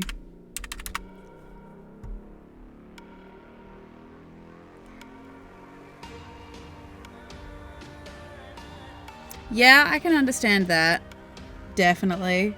I try to change it up. So we talked about this a bit earlier, I think before you were here, Cleric, that this particular setting, magic and science are kind of suffused together, and you don't necessarily need to be a magic caster to be able to wield magic, because at least within the scientific advancements of the world, they have found a way to use magic as a physicality. So through the use of weave ores and things like this, people are able to cast, for example, magic bullets or use a lightsaber or this kind of stuff. Yeah, this is why I absolutely adore third-party stuff, because third-party stuff is what makes my world be as fleshed out as it is.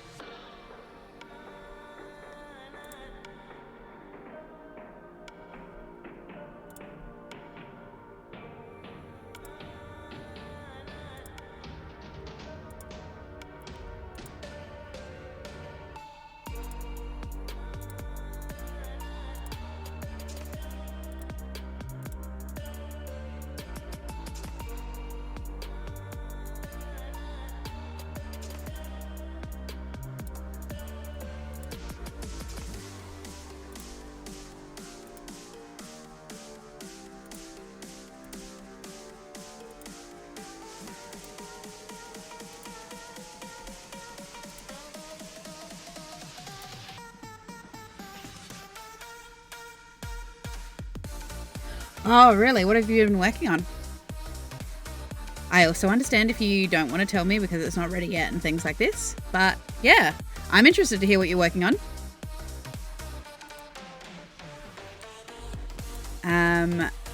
At the minute, I am waiting on quite a number of Kickstarters, actually. I mean, for people who are familiar with certain Kickstarters, you will see stuff from the Corpus Angelus in this. You will see stuff from Mythos Monsters. I really like being able to, have a look at the versatility that people put out there for the stuff they build. My biggest thing is, as long as there's like balance in the campaign, i.e.,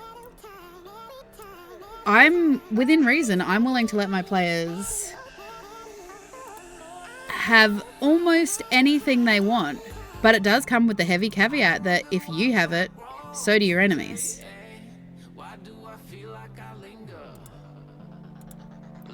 So don't assume you're the only one with certain technologies, or you are not,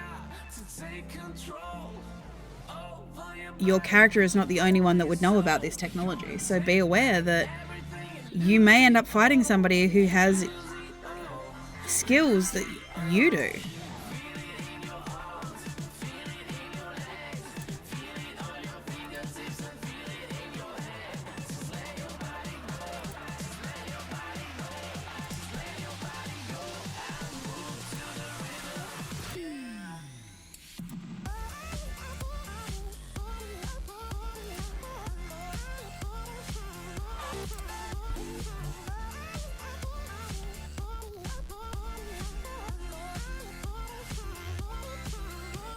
Oh, see, that's cool. I like that.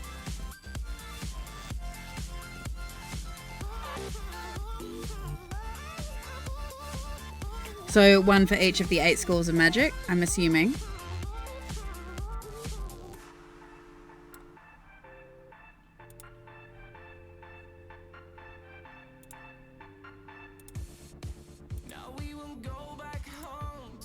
And I'm pretty sure you actually said that in the text that you sent, that yes, it is 1 for each school of magic. Yeah.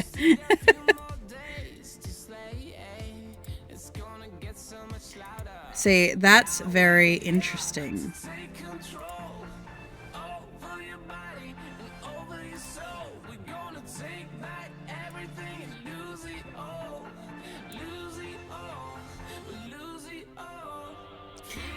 That makes sense, considering its whole thing is like the ability of sight, basically.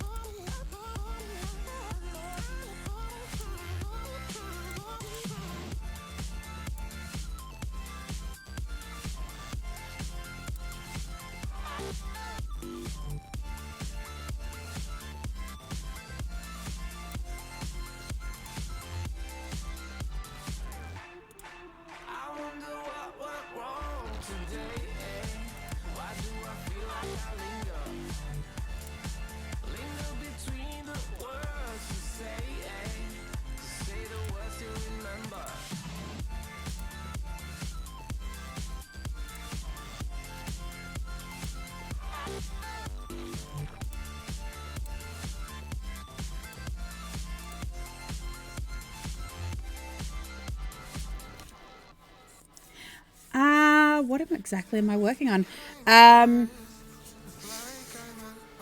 Exciting things that I'm planning. I'm actually really, really excited for Friday,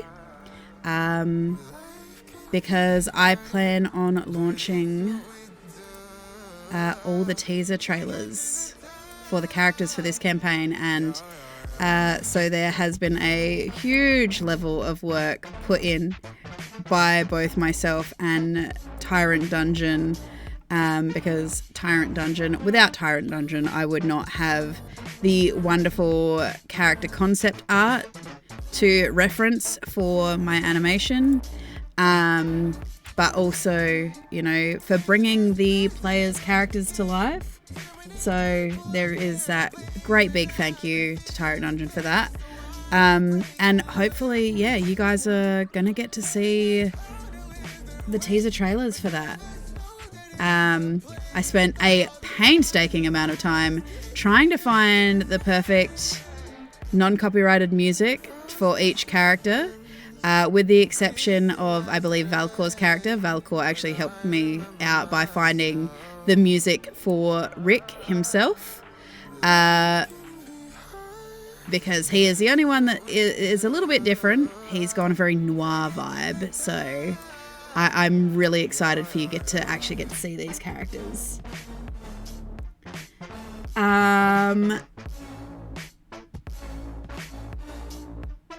Pure fantasy or a mix? How so?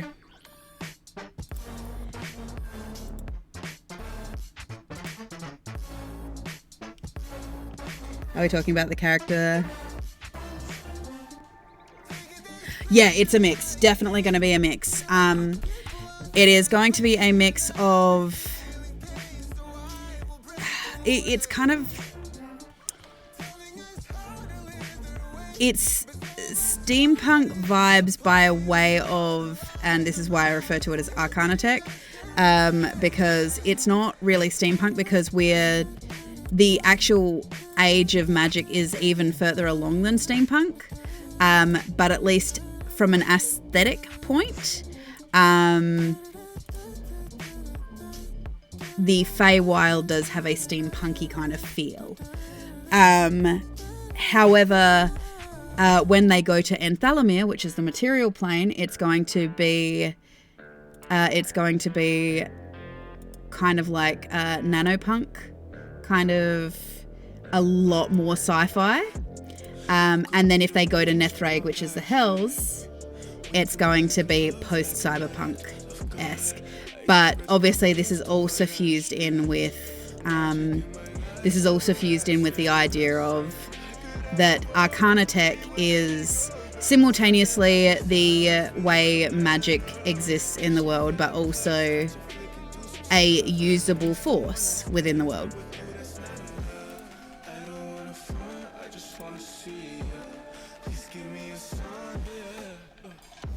Yeah. And so there is a level of that where there is magic tech. So the way that this is working within my world is Yggdrasil. It started out as a world tree mythos. So Yggdrasil is actually the physical manifestation of, so essentially like the physical avatar of the goddess of magic in the world. But because it has a physical form, throughout the history of the world, certain groups realized that they could mine it, mine the sap of its roots, and essentially uncover wild magic, raw wild magic.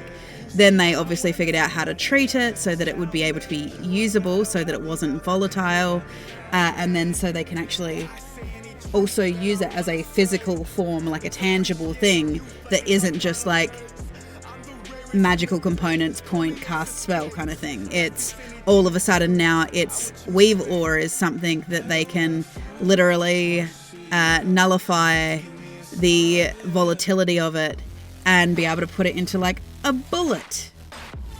But because they have obviously nullified the volatility, it is somewhat controllable. So, yeah, sitting down and trying to figure out how magic works within my world, essentially.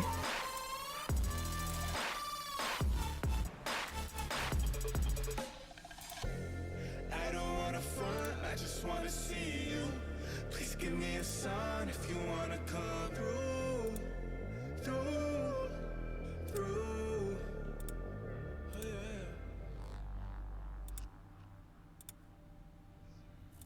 You know what time it is. Marvin Devine, Hoover, Axel, and you know how we do.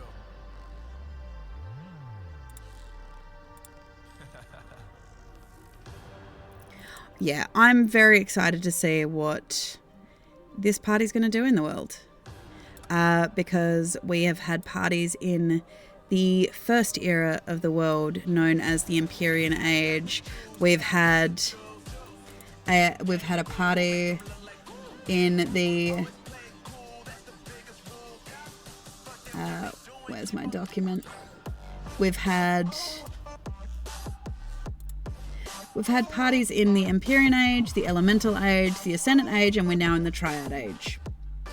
And I've had parties in all of them, and there are members of those parties that are still present, because some of those characters have gone on to become gods, be it what the character wanted or not, because obviously the way that deification works, or at least ascendancy within my world works, is belief is enough to basically cement somebody's divinity, at least on a base level. So there are some gods in the world who, like the head god of the pantheon, who would have never desired to become a god. He didn't want to be a god, but because of his journey and who he was as a character, he would also understand that people needed his help.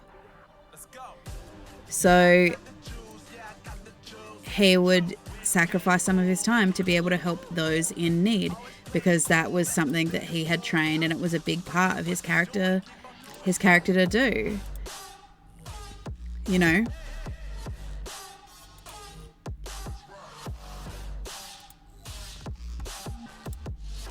So I do try and change it around, and I do inquire of people whose characters are still in the world and now are NPCs. I do ask them of their opinions of how they would do things or what thoughts they would have on certain matters, with the understanding that what society may believe of the character is sometimes just the world's biggest game of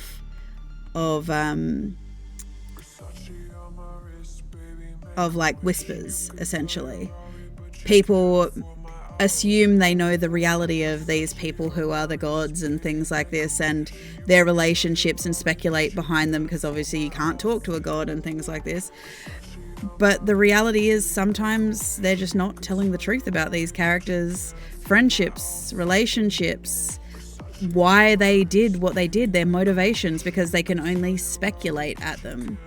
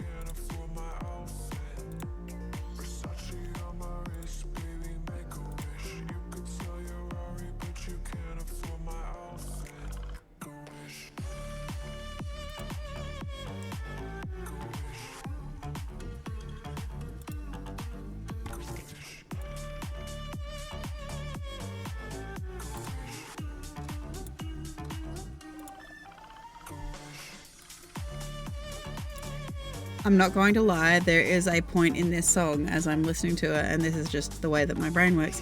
It does sound like one of the ticking noises. Sounds like Predator.